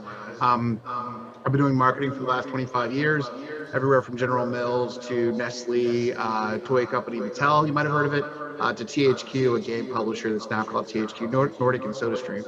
I've been a professor for around the last 5 years, and what I'm seeing from a trend, from a societal perspective when it comes to digital gaming and esports is probably three big ones that are affecting not just the world of gaming and esports, but us as a society overall. The democratization of entertainment, as I like to call it. I think back when I was in my 20s, and I think maybe a lot of us who are in an older demographic remember movie stars and celebrities, and you would watch the movies they starred in, and they would be on magazine covers. There were these things called magazines, kids, that were printed on paper that you would read articles about people. They were physical things. There were maybe 20, 30, 40 movie stars that captured all the headlines, and everything everybody did was always in print. And now, because of the democratization of entertainment, what this generation considers celebrities are YouTube celebrities and streamers. And the number and the fragmentation of that celebrity has been spread out to a larger base of people. And the people that build fandoms, they're much more and much more numerous, and have the ability to engage with their fan base much more directly than they ever did back when most of us were growing up and going through college. So because entertainment is becoming democratized, there's a lot more decentralization, which is building up in a good way digital communities. If I'm a huge fan of a particular music artist or streamer or gamer or even developer or designer, I can find a community thanks to the internet and Reddit and other websites and platforms like that that will let me interact with other people that also are huge fans of that talent that I love and appreciate, or that brand that I love and appreciate. I can find like-minded people and interact and engage with them. But I can also, in some cases, if that celebrity is engaged back with me, I can actually have a direct connection with them. So it's a brave new world where I can actually find people that love niches of things that I love. Where if I lived, anywhere in the United States or around the world, there might not be anyone that loves 1990s Japanese anime as much as I do, but thanks to the World Wide Web, I can find an entire audience of people that do love that, and I can find ways to engage with the creators of that type of content directly. I think that I always like to say to my clients when I'm consulting, as well as my students, that everyone's strength or everything's strength also tends to be its weakness. The fact that we can find communities that are like-minded and as like-minded as we are, there's a double-edged sword, because it also results in some fragmentation. When it comes to personal growth, we're seeing more and more that even though we are all embracing the internet, or many of us are embracing the internet and the power that it provides us to build community, the downside to building that community is a level of fragmentation when it comes to our ability as humans, because even though the technology has evolved, our bodies and our brains and how we think and process information hasn't really evolved as quickly. So our ability to focus on longer term projects and longer term goals has become somewhat eroded. We've fallen into the, I'd say, trap a little bit of looking for short term dopamine hits for what we're doing or what we're engaging in, and that's resulting in some people not being as goal oriented in this generation as I would say long term goal oriented in the younger generation than they were back in the day. Interpersonal engagement, there are people with myself included, with incredibly rich online lives with friends and acquaintances, and even reconnecting with family thanks to social media. But there is a trade-off of there's only so many hours in the day, and that digital connectivity that you get with the people that might live around the world or around the country. I'm talking to you all, from Los Angeles, California right now. But I've got, I and other people need to make sure we're maintaining those physical relationships in real life and not completely, living online. And I'd say engaging with society. I mean, we've had more than a few articles about the dark side of this fragmentation, this democratization, and being able to actually manipulate groups of people and pushing them to do things that normally they wouldn't do if they were engaging with people in the real world. So what's really cool is that we are becoming more engaged and more connected digitally with people around the world that are like us and that we can interact with and have a meaningful relationship with in ways we never could before. What we do need to make sure is that we're finding a balance, especially for the younger generation, between living that online life as well as making sure that you're still connected and engaged in a positive way with your offline life. What I'd say the other trend that I see, and I like to joke about it, but while we've all been living, we've also kind of, without meaning to, we've been playing a game. We pursue engagement and connectivity via social media, and our scorekeeping is likes and shares. Our money is increasingly on the blockchain. We are romantically connecting via dating and chat apps. We collect art now by NFTs. We invest with microtransaction stock purchase apps. So our world and how we interact with society in general is becoming more and more digitized and online. And we have to make sure that we are intentional about how we are having, the direction that we take that, and the I'd say teaching that we give to our students and our younger generation to make sure that it's heading in a positive direction, because technology at its core is an amoral initiative. It doesn't really have a good or a bad side. We really have to put thought into what we're making and how we're making and how we're engaging with it. And I'd say what we're doing from a program perspective is just actively engaging with institutions and governments to make sure that that direction always tracks in a positive path, not a negative one or a neutral one, something that's going to be good for society and humankind as a whole, and not just a short-term hit. That's it. Thank you, Professor Huntley. That's really helpful. And I don't take your warning lightly. We can live full lives online. We can, as you say, date and collect art. But we also need to be careful about the danger of being isolated and making sure that we still live our lives fully in real life. I'll now turn to Ms. Maika Garika. She's the co-founder and CEO of Tiramisu at Script. She's also the author of The Rise of the Wildlife Gamer, How Game Experiences Can Influence the Future of Conservation Interest. Ms. Maika Garika, the floor is yours. Yes, hello everyone, and so good to be here. So I'm basically, quickly to introduce myself, I'm the co-founder of an innovation studio that is called Script, and a resulting venture that is called Tiramisu, which is what we call a social network of kindness. And my background is basically being an innovator, a business strategist, and a human-centered designer that is focused on working in the technology sector for a while, but since 4 years is really focused on using technology for social and environmental impact.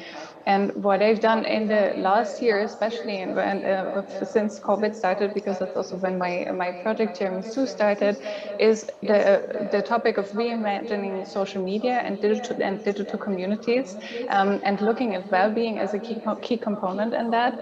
And in the last year also, I dove very deeply into the opportunity of gaming for both nature interest and conservation outcomes, together with a game studio that is called Internet of Elephants, that already released 6 wildlife themed and really wildlife focused, conservation focused games, and with the Luke Hoffman Institute, which is an entity of the World Wildlife Fund. So a key question that I've been asking myself in all of this is basically, what is the role that our environment and that our well-being plays in our virtual future? And that is a bit of the red thread in all of this. And what I see is that basically, and as my 4 speakers already said, games and virtual networks are increasingly taking over a lot of these aspects of our daily lives that we otherwise would have done in the real world. And when it comes to the younger generations, and especially, for example, the now Generation Z, which is now 16 to 24 years old, a lot of the socializing is actually happening in social media and through games, and there are a little bit of gender differences in which group is actually preferring to socialize. But we also see a lot of people that are not necessarily regular gamers that are really going to these environments to connect. And so games have a lot of opportunity there also for really varied kind of interaction and for a much more complete kind of interaction. And the metaverse, in the end, that everyone is talking about, to me, is also a place where those two worlds collide, where they become more seamlessly interwoven also with our physical experiences. And so when I look at the future of that, I can basically see two scenarios. One is where we are increasingly getting disconnected from our virtual worlds, from our physical world, where we're spending all our time on screen, where we are missing out on real social connections, and where we are basically getting more and more disconnected from nature. Or I can see the other perspective, where games are enriching our real world experiences, and where the actions and benefits of those two worlds are interlinked, and where nature is becoming a part of that experience.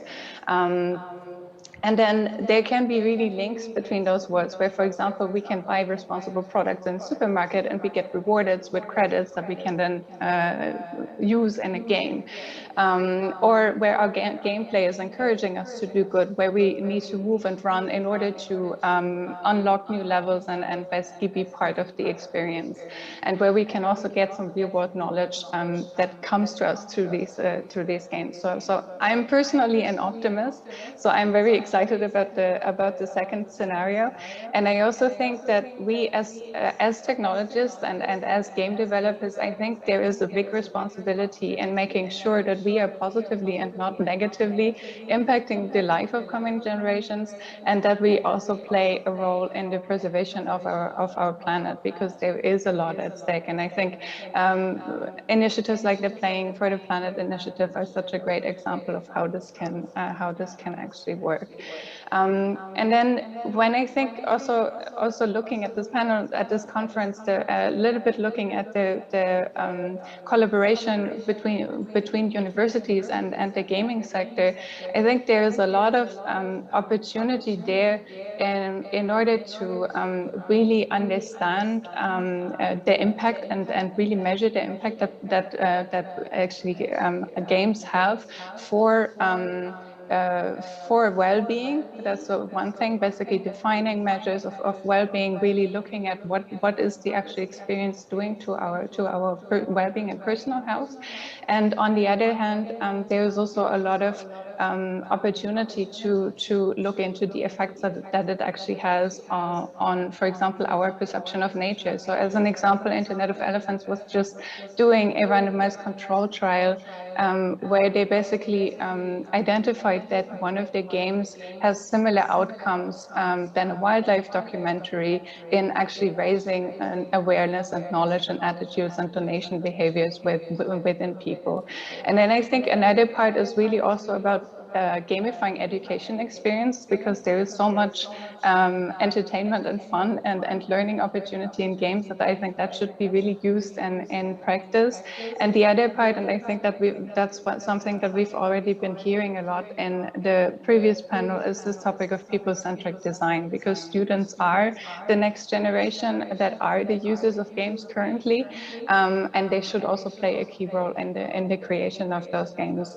So through my work with Tiramisu, I had a lot of opportunity to talk to students and student clubs in various universities and in different areas of the world.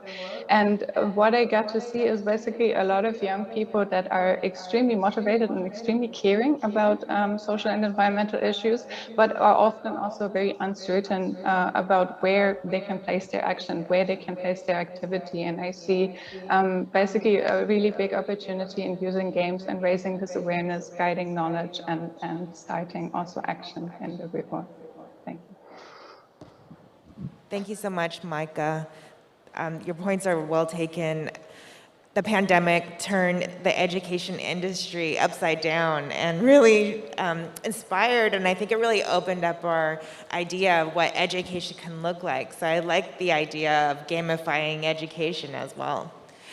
Professor Chung, I would like to invite all of our speakers to come back for a bit of question and answer here. So Professor Chung, you talked about the stereotypes, and this is something that we heard about in the first panel as well. And you also mentioned there's new opportunities with emerging technologies, with the metaverse, blockchain, and others that can really help us to change the perception of esports and the gaming industry. And I think that it would be really helpful for us to hear from you more about the ways that players can overcome these stereotypes and how we can work together on defending the industry and our work in it. Okay, thank you. I think we are in a very interesting turning point, especially we see how the esports industry, the progress has been making, has been very fast. So one of the issues for overcoming all this stereotype, I think we have to look into the way that how playing esports can encourage the young player to have more connection with the local community. In some way to kind of balance, as the speaker, Professor Williams was saying, the balance in between the online and offline. That's also the responsibility for designing for an ideal virtual world. It's the responsibility for the corporation, it's the responsibility for everybody. Overall, we're creating an environment that's going to be for the young generation to spend a lot of time every day when they are playing the game. So how we actually can put heritage and also engagement with the local community in the playing of the esport will be one thing that all of us can consider. And I'm also seeing with the emerging technology, there's also this transmedia turn that playing game is not just within one platform.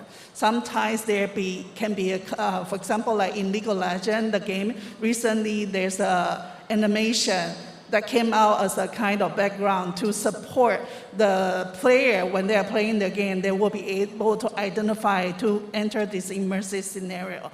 So within that kind of process, how can we put in, for example, gender equality and also racial equality, that kind of mindset to put into that production process? It will actually help a lot with the balance of the current problem of having so many stereotypes on race, class, and gender. So I think that's the potential. And then if you look at the whole history of esports, we see how it's emerging from the geek culture into the growingly visibly mainstream culture. So this kind of techno dimension will certainly leave a lot of opportunity and potential for us to further develop. Yeah. Yeah, certainly we know that representation matters, and representation in games and of the players is really important in making sure that we all feel that we are included in this industry. Professor Huntley, I know that USC has done a lot to address gender equity, inclusion, even climate change through the games department there. And what I know about the USC Games Department is one of the only games academic programs in the APRU network. And I know it's multidisciplinary, it's multifaceted, and it'd be really good to hear from you all that USC has done to address these important topics within the curriculum. Absolutely. So, our USC Games program has diversity in its DNA. The way our program is structured is somewhat unique. That's why we've been ranked #1 for the last 12 years in terms of games program in North America.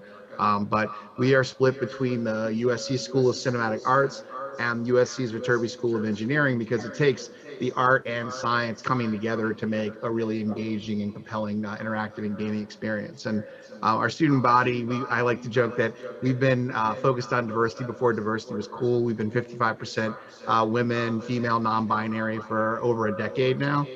So we've been kind of living and breathing this. And I've only been here for 5 years, so I certainly can't take credit for it, but our program's been living and breathing this for a very long time.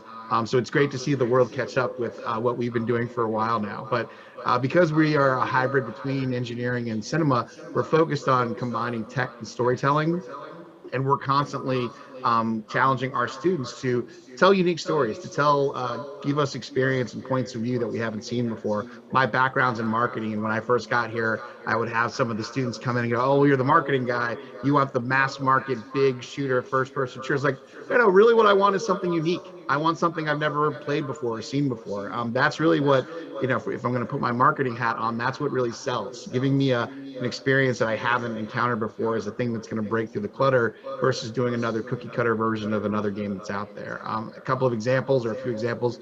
We had a game last year featured in our USC Games Expo from an MFA student called Alma, which was the protagonist in that game was a Cuban American nurse who was trying to balance her life as a nurse and working during the pandemic.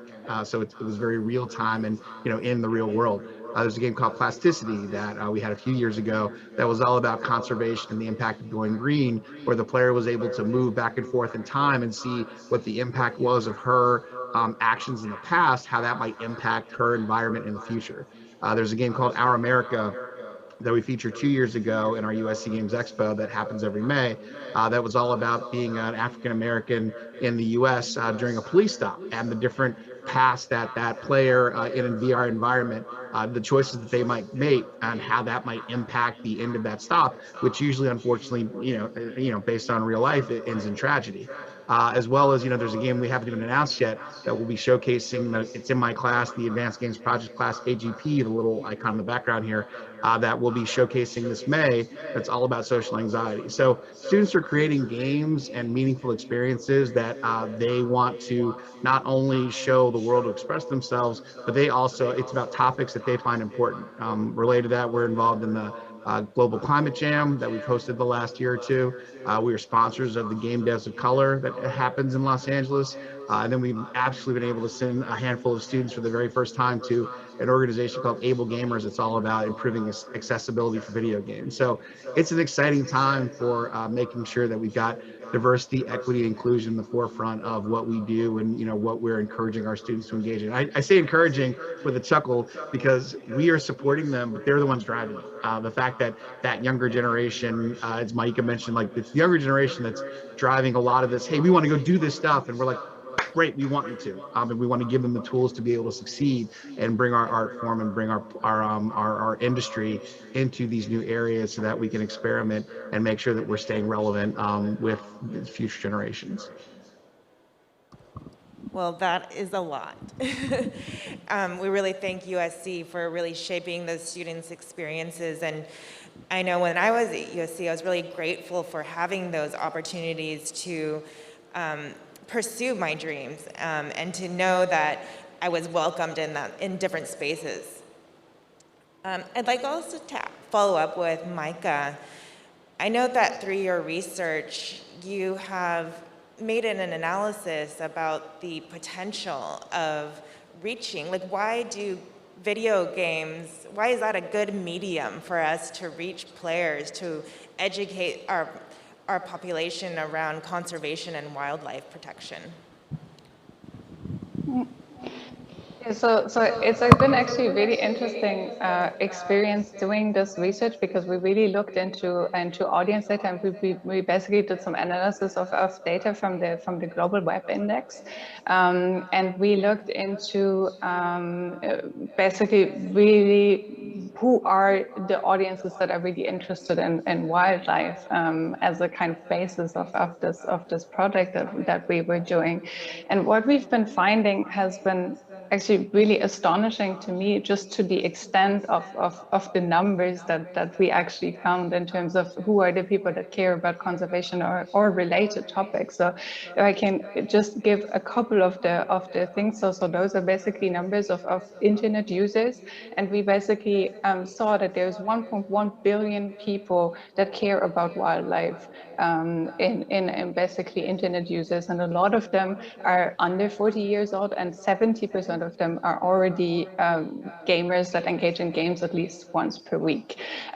We had 1.2 billion people that want to contribute to their communities and want to help the environment. 74% of them are gamers. 1.4 billion people actively build healthy habits. 70% of them are gamers. And then there's also other groups like pet owners, like people that regularly go outdoors, like people that are parents and care about the future of their kids.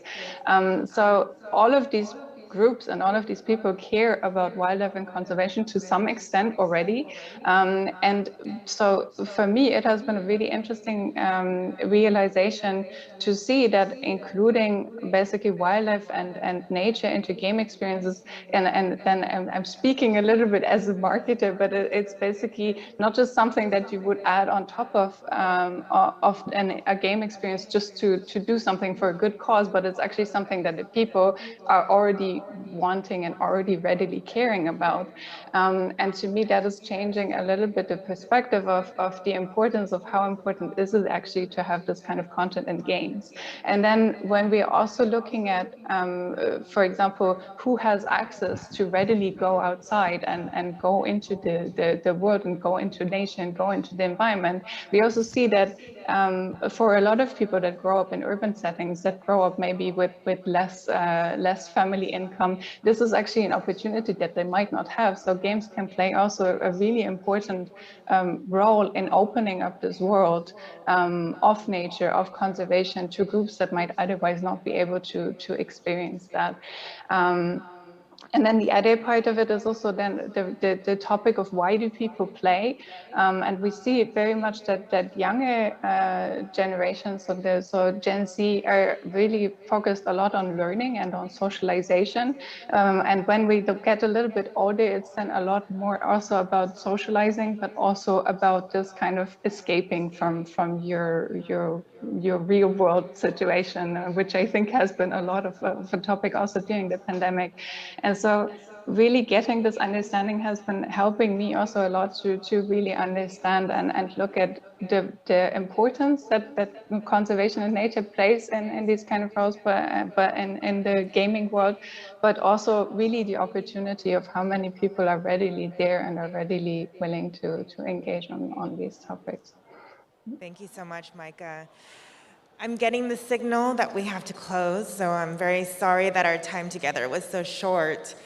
So please let me join me in thanking our excellent panelists today who shared important insights on the gaming and esports industry, how roles for gamers and business and conservation and wildlife protection and strategies for universities consider in supporting students in reshaping the industry so that we can ensure that the future represents the community that is a part of it and that is so dedicated to building the culture. So please join me in thanking our panelists today. Thank you. Thank you, Ms. Wong, and thank you to all our panelists. As part of the second MetaGame Conference, APRU and Cyberport hosted the APRU Student Esports Paper Competition. We are now proud to present the finalists who will give a short summary presentation of their papers. After the presentations of each category, you, the audience, will vote for your favorite paper and decide the winner in each category. Please join me to welcome Professor Chong to chair this session. Professor Chong, please.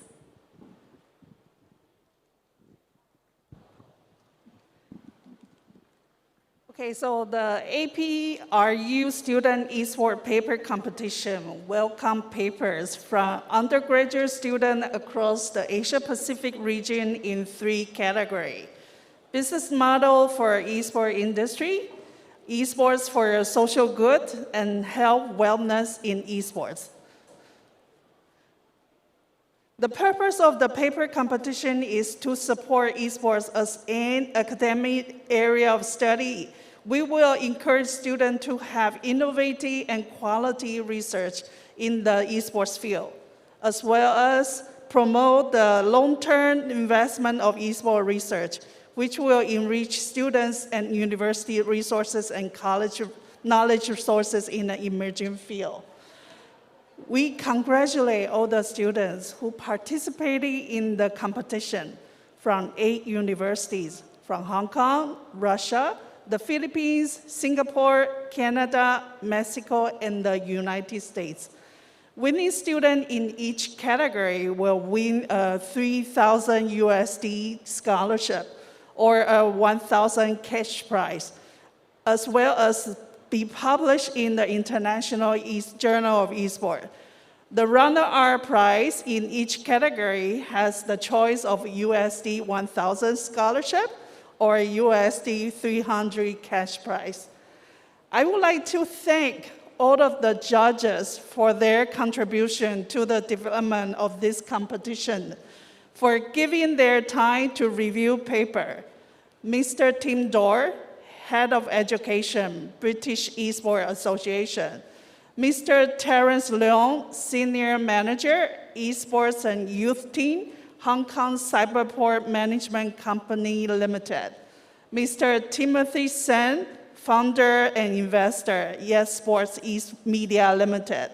Dr. Aaron Koch, Chief Editor, International Journal of Esports. Mr. Sherman Chen, APRU Secretary.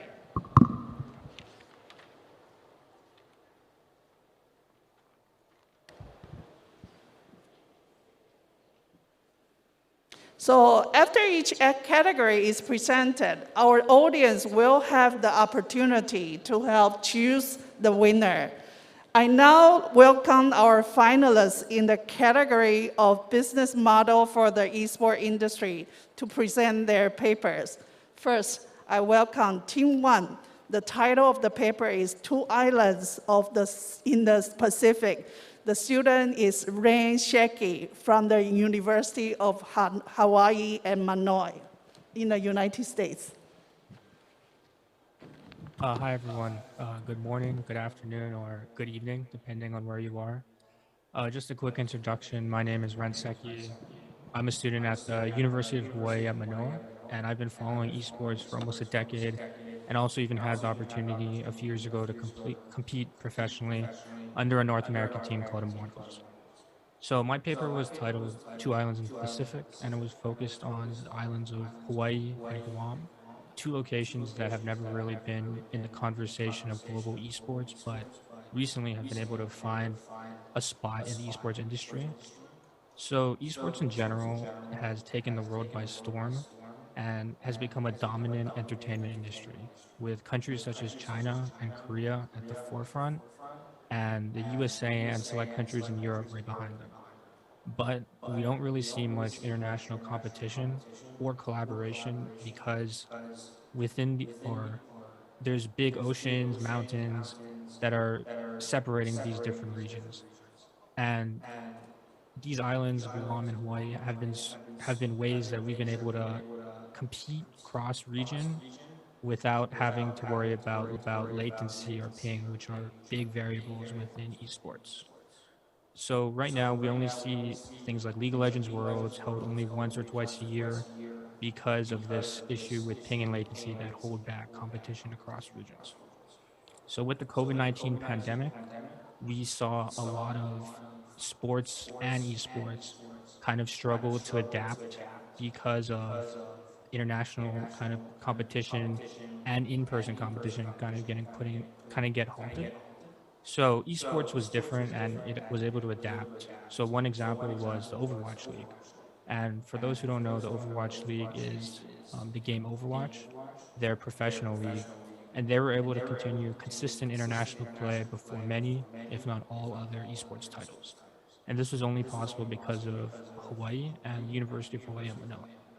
They were able to utilize an underwater sea cable, which led from Hawaii to Japan, to kind of play on a Japanese server in Asia, and connect with teams in Asia on the same ping from Hawaii. And this hasn't been done before. And the accomplishment isn't just being able to compete with teams across the ocean, but the accomplishment is that they're able to compete fairly at the same latency across the ocean cross region. And although not all games can take advantage of this, such as Valorant or League of Legends, which are very heavily reliant on low ping or low latency, games that can utilize this, such as Overwatch, should look to utilize Hawaii's unique location more.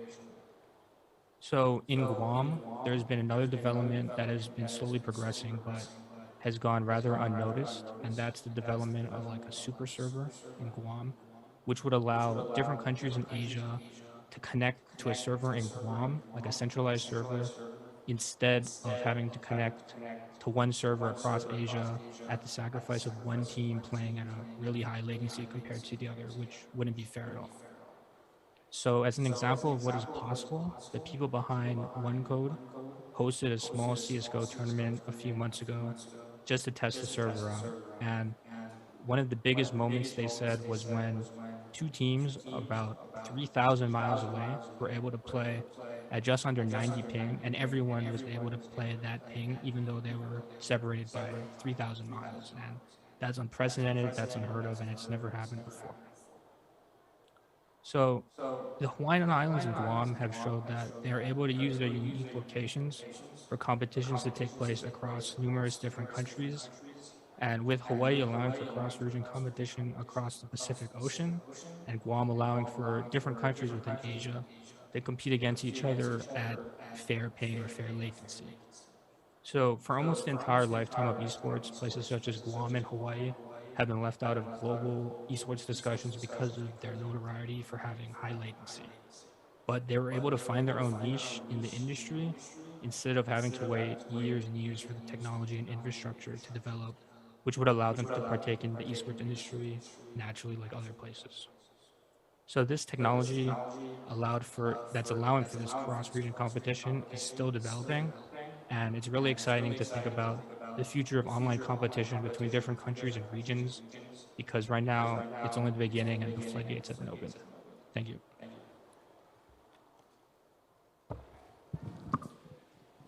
Thanks, Ryan, for the very interesting presentation.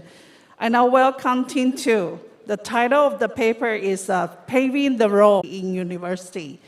The student's name is Zachary McKay from the University of British Columbia, Canada. Perfect. Thank you, Professor Chung. Ladies and gentlemen, distinguished guests and members of the APRU Esports Fellowship, it is my honor to speak to you today at the MetaGame Conference about my work. My paper was inspired by the work that I have witnessed and contributed to as a member of University Esports at the University of British Columbia for the past 5 years. Turning to the content of the piece, the focus is placed on the variety of business models that exist for university esports groups, as well as the ways in which companies and students stand to benefit from partnerships in this space. In the introduction, I list an example of how in the professional esports scene, successful company executives like Rachel Hofstetter, co-owner of 100 Thieves, has been recognized broadly for the successful endeavors that they have spearheaded, such as in the Forbes 30 Under 30 list. It is well known that the youth of today are most keenly aware of and engage with various parts of the gaming industry, and esports has matured to a point where major investment in the tens of millions of dollars from non-endemic brands is now commonplace. These companies began as startups, and university esports groups have evolved along a similar trajectory and mirror the structural composition of professional esports brands in many ways. My goal is to accurately portray the similarities between university esports groups and professional companies and highlight the importance that university esports groups, like the ones that students here today are a part of, are an invaluable resource for this growing industry. Make no mistake, there is an incredible amount of value that esports companies can generate. Having passionate, engaged fans of your brand is one of the greatest wishes for any company. And esports organizations have this as a foundational feature of any successful endeavor. Now, the supposed difficult part comes in finding capable individuals who have the experience and understanding to work for and run companies like 100 Thieves smoothly in a field with little history or a traditional pathway in training or education for the skills necessary to succeed. Enter university esports groups, which are built to provide the same experiences and work in an identical manner as professional esports organizations on a localized scale. Student leaders, by necessity, are given the experiences needed to succeed in the professional scene, with work including product management, event production and organization, marketing and graphic design work, player management, and almost any other division that you can expect in a professional brand. Moving on, I look to compare some of the most successful university esports groups. Aidan Tidwell, whose in-game name is Niles, was a product of the Maryville University esports program, having won the University League of Legends Championships in 2019 before signing with the Golden Guardians in 2021 as their starting top laner in the League of Legends Championship Series. Maryville University focuses heavily on investing financial and administrative support into their esports program's competitive teams, with a well-established scholarship model for students to benefit from while competing in games representing the school. In contrast to this heavy investment, other organizations like the UBC Esports Association have benefited from 10 years of history as a student-run organization and enjoyed both competitive success and the growth of their student community to over 3,500 members. Despite the distinctly different financial model from Maryville University, the University of British Columbia has benefited from a structured organization modeled after businesses. Shifting towards the marketing opportunities in university esports groups, I identified the challenges that companies and brands face today in reaching a lucrative demographic, young adults in their late teens and early 20s. The consumption of information on social media has been a generational shift in how advertisements reach or fail to reach their target audiences.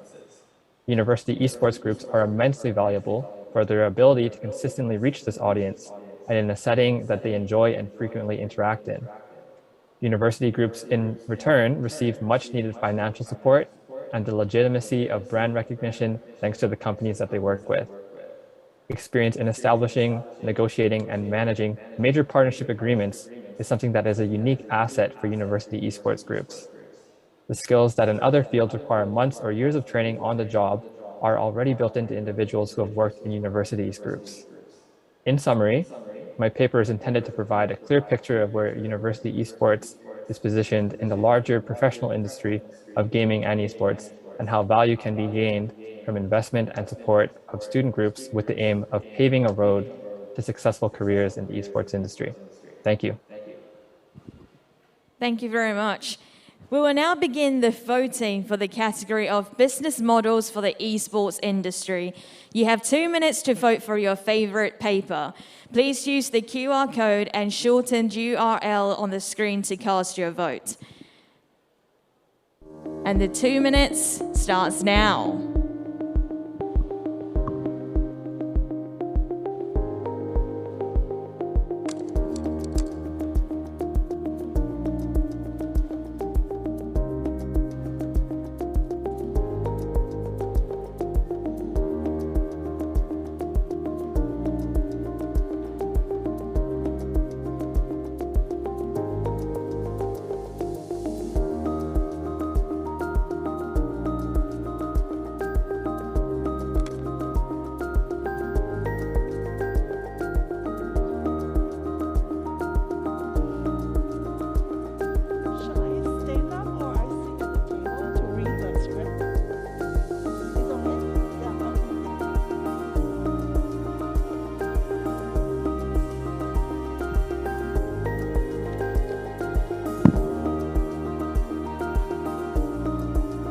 One minute left.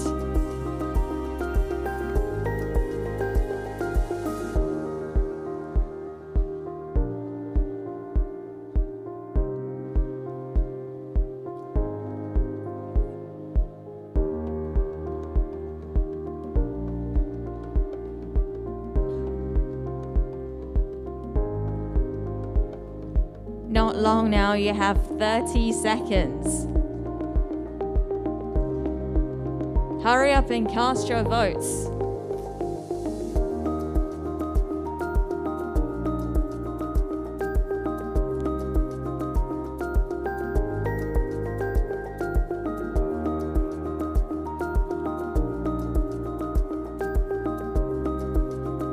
Seconds.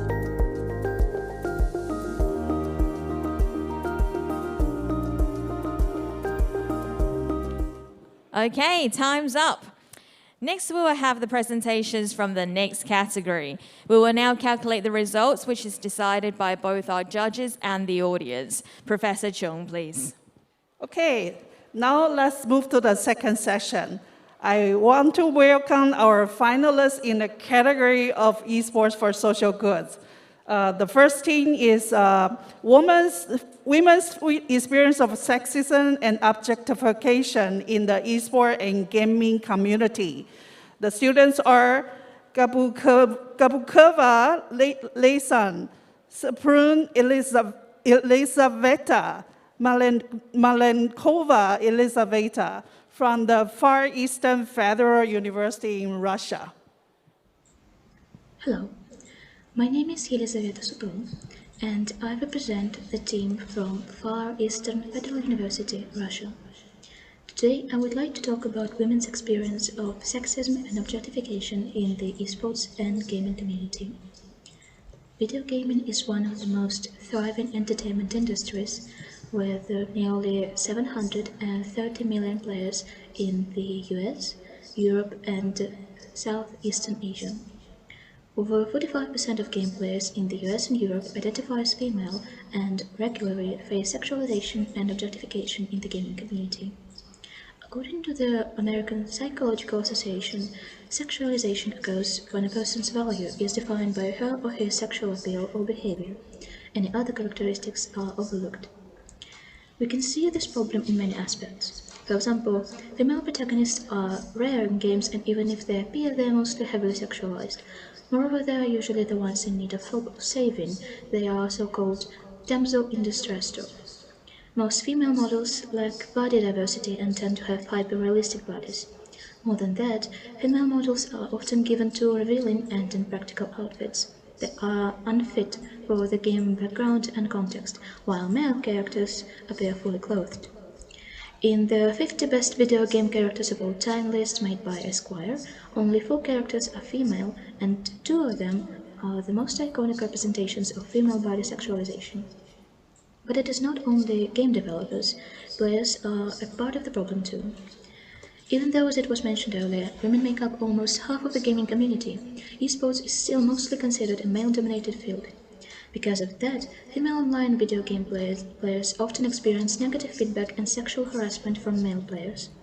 Moreover, though male and female gamers' performance in online games is equally good, male players tend to call into question women's gaming skills, which leads to women being excluded from esports and struggling to prove their skill level.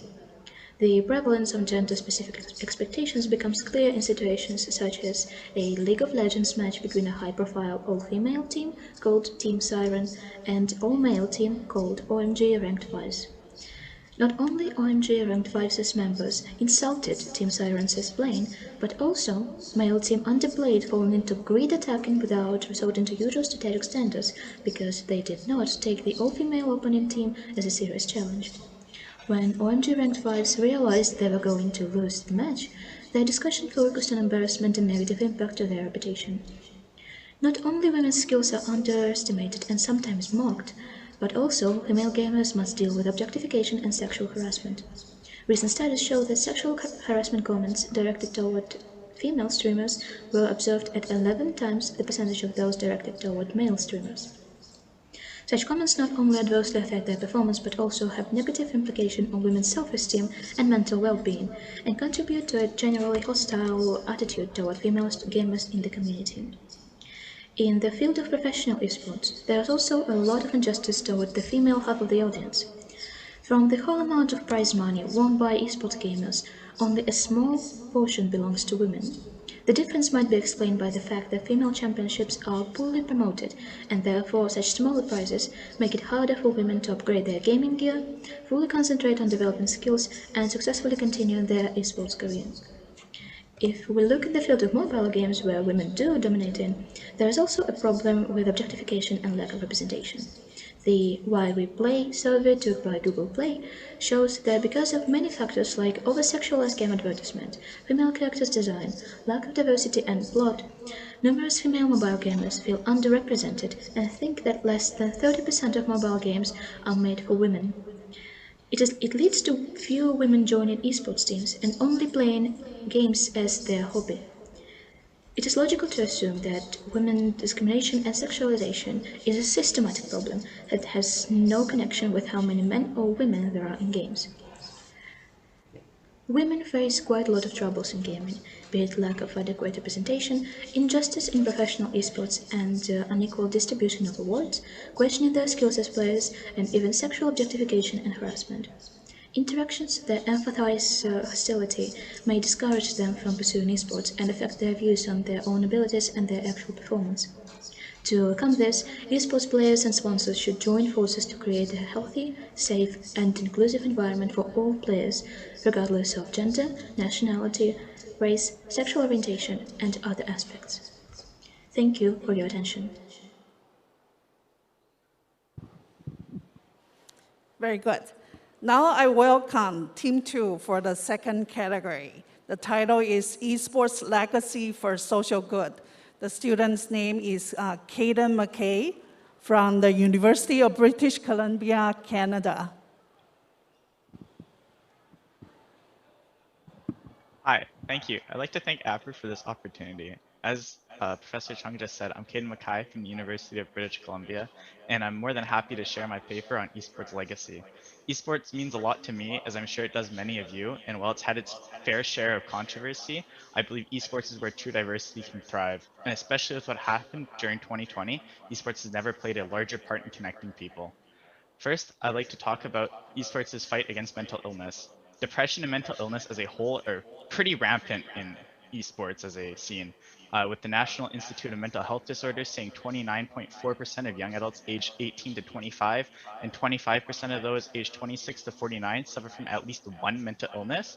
And according to Jay Clement, over 50% of the gaming population falls within this age range. So I'd like to say it's pretty important. And we can look at people like Brian Rexfeld Bernson, Gosu, Ali Grosgor Larson, who are all streamers and figures of the community, and they've spoken about their battle with mental illness on their streams. I'd also like to talk about Misfits, which is an NA-based organization, but has a lot of EU-based teams, and they've realized it's not just their players whose mental health they should care about, but also their staff. So they've started programs to help all staff members and provide access to mental health care for everyone on their team. I also talked about Play with Heart, which is a Smash event hosted by UBC Esports Association, and we raised money for charity for mental health research. And it just goes to show what APRU students and what university students can really do. Now onto the second point in my essay, it was, while the highest level of play is still mostly full of men, women have certainly dominated their respective esports. So it talked about Seong Guguri Kim, the first female Overwatch player, who dealt with sexism and cheating accusations at the age of only 17. She then went on to play for the Shanghai Dragons. She would have 5 first-place finishes on her time there and become recognized as one of the best in her role. And secondly, I talked about Sarah Scarlett Holston, the first woman and first trans woman in StarCraft 2 to win a major. She represented Canada in Intel Extreme Masters Season 12, which was an event sponsored by the International Olympic Committee and took place less than a week before the Pyeongchang Winter Olympics. And thirdly, I talked about true multiculturalism in esports. And while there's been a lack of it in PC gaming, you can turn to FGC with Arslan Ash Siddiq, who really brought Pakistan onto the scene for esports gaming and the Tekken community in what is traditionally very South Korean and Japanese dominated. And then the Dominic Sonic Fox McClain, who's an American non-binary FGC player. You really have to say FGC player because they've won over 5 unique titles. And they can be seen donning their iconic blue tail and fox ears at events. So yeah, as Professor Chung said, diversity is more than just including one group. It's being accepting of all groups. And while my presentation today was very brief, each of these players deserves their own speech, truly, because they've all had fantastic and one-of-a-kind stories. And this is the foundation that esports built. This is what, as students, as APRU members, and as people, this is like what we can help build. So thank you all for coming out today. Thank you. We will now begin the voting for the category of Esports for a Social Good. You have again 2 minutes to vote for your favorite paper. Please use the QR code and shortened URL on the screen to cast your vote. And the time starts now.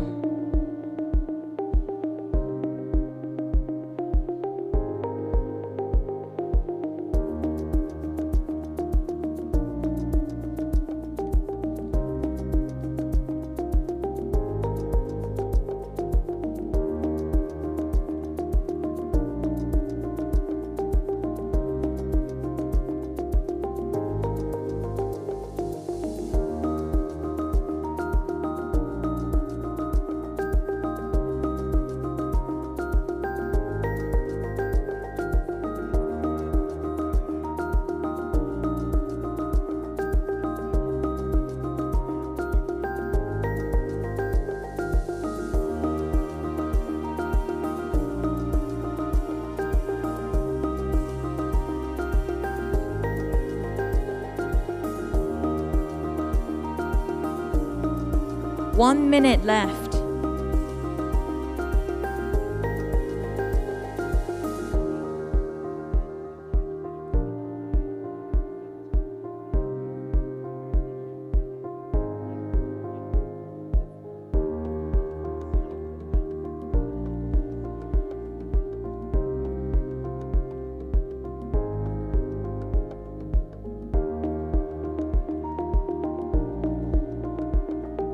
Only 30 seconds left.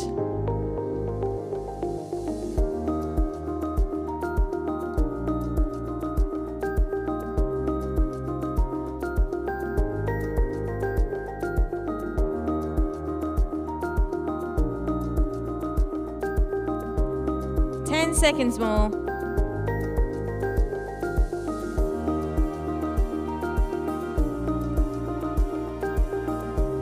Okay, time's up.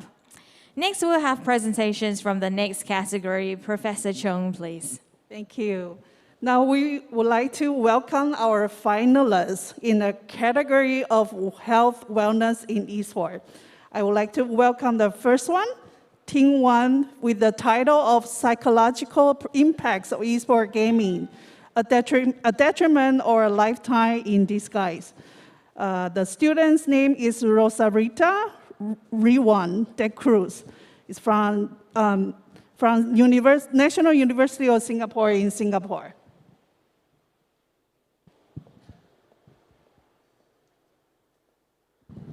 Rosarita, you are muted. Sorry. Hi, my name is Rosarita Riwan de Cruz, and I'm a student from the National University of Singapore. In my essay, The Psychological Impacts of Esports Gaming, a Detriment or a Lifeline in Disguise, I discussed the various effects of being a competitive gamer on one's mental health in the esports industry. As of today, esports has attracted the attention of millions of gamers worldwide. Tournaments are spectated through live events and through media platforms such as Twitch and YouTube. In recent years, esports events have experienced an increase in viewership. And as the industry continues to thrive, this entices more casual gamers to take the opportunity to venture out to competitive gaming. In this industry, gamers would experience being part of an inclusive community, such as connecting with other players and having the chance to improve on their gaming skills. However, there is a pressing issue of the mental demands of this industry, which leads us to the question, what are the psychological impacts of esports gaming? Behind the rush and the thrills of competitive gaming, esports can impact players on a psychological level, both negatively and positively. In an elite and highly competitive environment, esports athletes are prone to face issues such as burnout, depression, anxiety, addiction, and aggression due to various stresses such as the pressure to perform well and excessive gaming. High stress levels surface when players strive for optimal performance in front of large, potentially tough crowds, and when they face communication issues with teammates. Additionally, demoralization and the difficulty in keeping games and personal life separate can lead to excessive gaming. During intense matches, players may be overwhelmed by their emotions. Close games may leave them feeling agitated with an overpowering thought of not being good enough. Moreover, social life distress has been shown to be associated with excessive gaming, giving rise to confidence issues and uncertainty in career paths. And this mentality can have an adverse effect on the player's psychological state. In contrast, studies also show that gaming can enhance players' memory, information processing, concentration, and problem-solving skills. This hones adaptability, flexibility, and attentiveness. Furthermore, esports gaming has been reported to alleviate many gamers' social isolation issues and provide a welcoming environment to foster meaningful social relations, and this can benefit their mental health and possibly instill a positive mindset. To drive the esports industry to greater heights, psychological training initiatives to safeguard the gamer's mental health should be fostered, and further studies should focus on the various mental stresses that players face. Coaches should also play a role in helping to identify any onsets of mental distress in players and aid them in their journey to achieve optimal performance.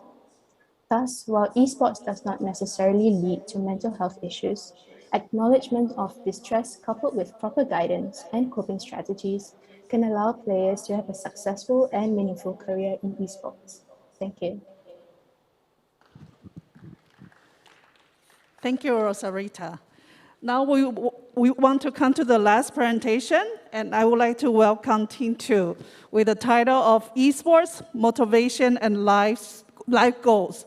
The students' names are Lian Yangxin, Xia Kiela, Man King Chuan James from the National University of Singapore. Good morning, everyone. I'm James, and my fellow teammates are Kela and Yan Sing.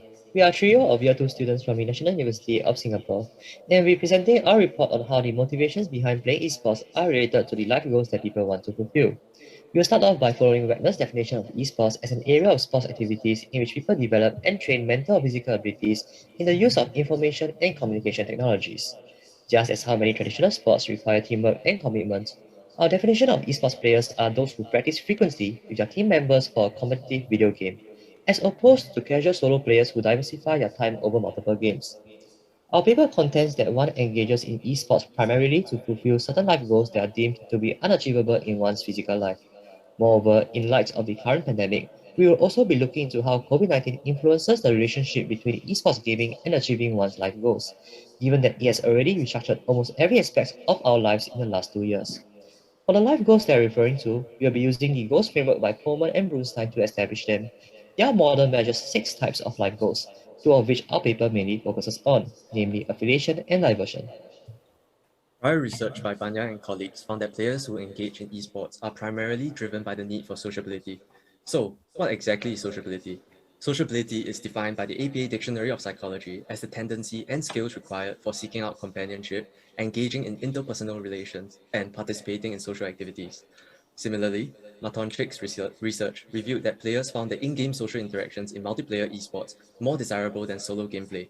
Specifically, deepening one's sociability and interpersonal relations online enables one to fulfill the life goals of affiliation and diversion, as shown by how esports players scored significantly higher in these life goal categories than casual players. So what exactly is affiliation? Affiliation refers to the quantity and quality of interactions between an individual and others. Gaming communities for competitive games such as CSGO are known as affinity spaces because of the ample opportunities provided for players to interact and bond over their common interests in competitive gaming. This reinforces one's affiliation and sense of belonging in such communities. Affiliation can also be realized in instances where one engages in esports alongside friends in the same team through the desire for in-group bonding or peer pressure. Games with competitive factors enable players to experience greater sociability through fostering a stronger desire amongst players to outperform their opponents, encouraging strategic team coordination, thus promoting communication which facilitates social interactions amongst team members. Diversion refers to one's needs to divert oneself from routine tasks to seek novel experiences. As the conduct of physical activities such as traveling are highly discouraged or even interdicted in many countries as part of COVID-19 safety measures, many homebound people may instead turn to exploring virtual multiplayer worlds in esports, such as those in MMORPGs. This is to simulate the novel experience of traveling to new countries and meeting new people. Multiplayer esports promote sociability by bringing players in from different parts of the world together within the virtual realm, thus exposing players to new experiences in their social interactions with people of different backgrounds, which in turn fulfill the life goal of diversion. This also applies to non-gamers who recently turned their attention towards video games and esports during the pandemic. Professional esports players may also rotate from one game to another during COVID-19 due to the need for unique gaming experiences. Many prominent CSGO players have migrated to Valorant due to its potential for content creation, as well as the more immersive gaming experience that it offers. The novel gameplay experience that Valorant offers is just one amongst the plethora of evidence of the fluid nature of esports. The diversity and generativity of video games renders it difficult for players to feel dissatisfied or bored, given that there are always other options to divert to. Our report focused mainly on how sociability achieved the goals of affiliation and diversion, as prior research has found that it was the greatest motivator for esports participation. However, other possible motivators for esports should also be acknowledged, like ambition and escapism. Ambition can spur players to achieve better performances in their games, and in some cases, even making money or a career out of gaming, which contributes to the attainment of other life goals such as achievement and power. Escapism can be another reason why people pursue esports, as games function as an avenue to relieve stress and as a respite from the daily life and work. In conclusion, we find that the goals framework by Pullman and Bernstein has currently untapped potential as a model and tool to help us understand the motivations behind the field of esports. The effects of COVID should understandably always be kept in consideration in modern research, especially with regards to esports.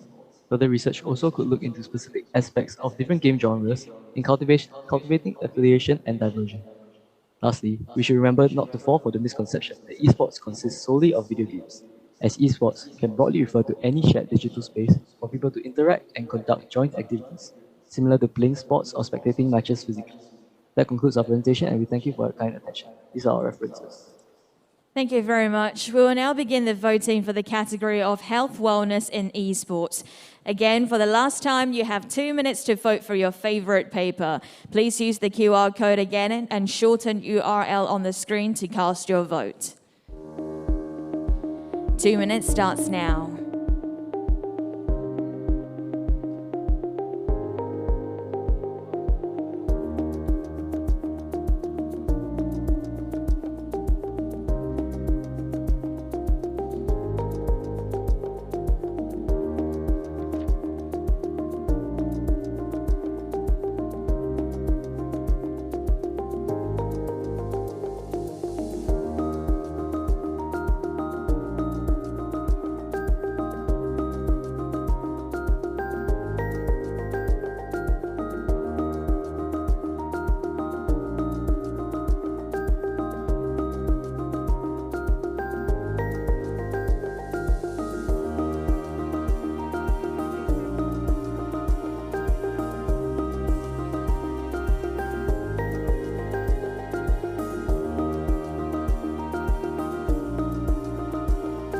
One minute left.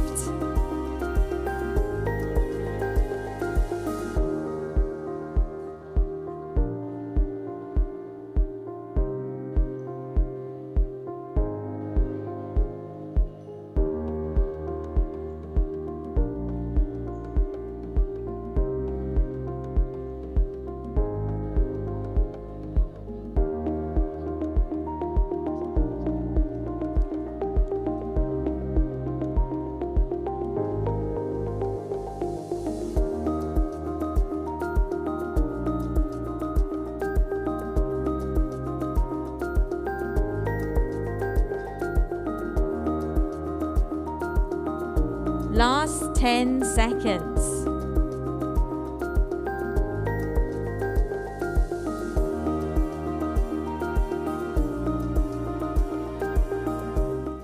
Okay, time's up. Thank you, Professor Cheong, and to all of our presenters. Thank you so much for all of your votes. We have the results. I would like to invite Mr. Terence Sloan, Senior Manager, Esports and Youth Team, Hong Kong Cyberport Management Company Limited, to announce the winner for the category of Business Models for the Esports Industry. Mr. Loan, please.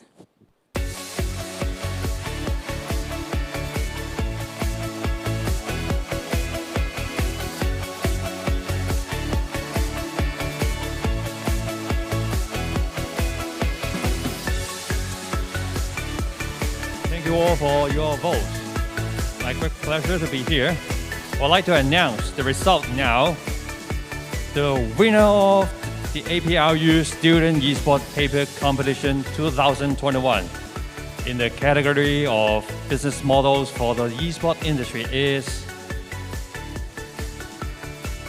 Paving the Road, Exploring Esports Models and Marketing Opportunities in University.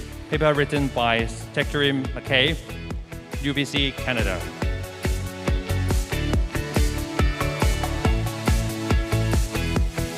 The trophy is for you.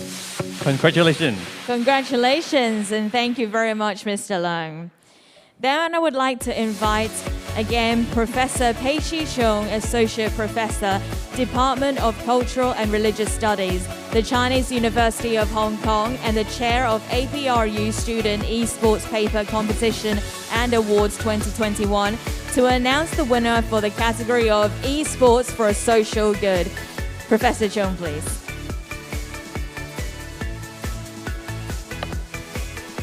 Thank you all for your votes. This is a very meaningful event. The winner for the APRU Student Esports Paper Competition 2021 in the category of Esports for Social Good is Esports Legacy for Social Good, written by Caden McKay from the University of British Columbia, Canada. Congratulations! Congratulations, Caden. This trophy will be sent to you. All the best. Thank you. Very nice. Thank you very much, Professor Chung.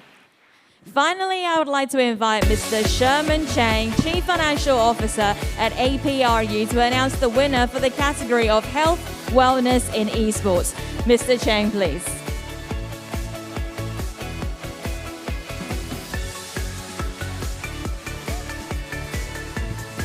Hello? Okay. Well, last but not least, thank you all for your votes. And the winner for the APRU Student Esports Paper Competition 2021 in the category of Health, Wellness in Esports is The Psychological Impacts of Esports Gaming, a Detriment or a Lifeline in Disguise. Paper written by Rosarita Ruan de Cruz of the National University of Singapore. Congratulations. Very nice trophy will be sent to her, I'm sure. Thank you very much, Mr. Chang.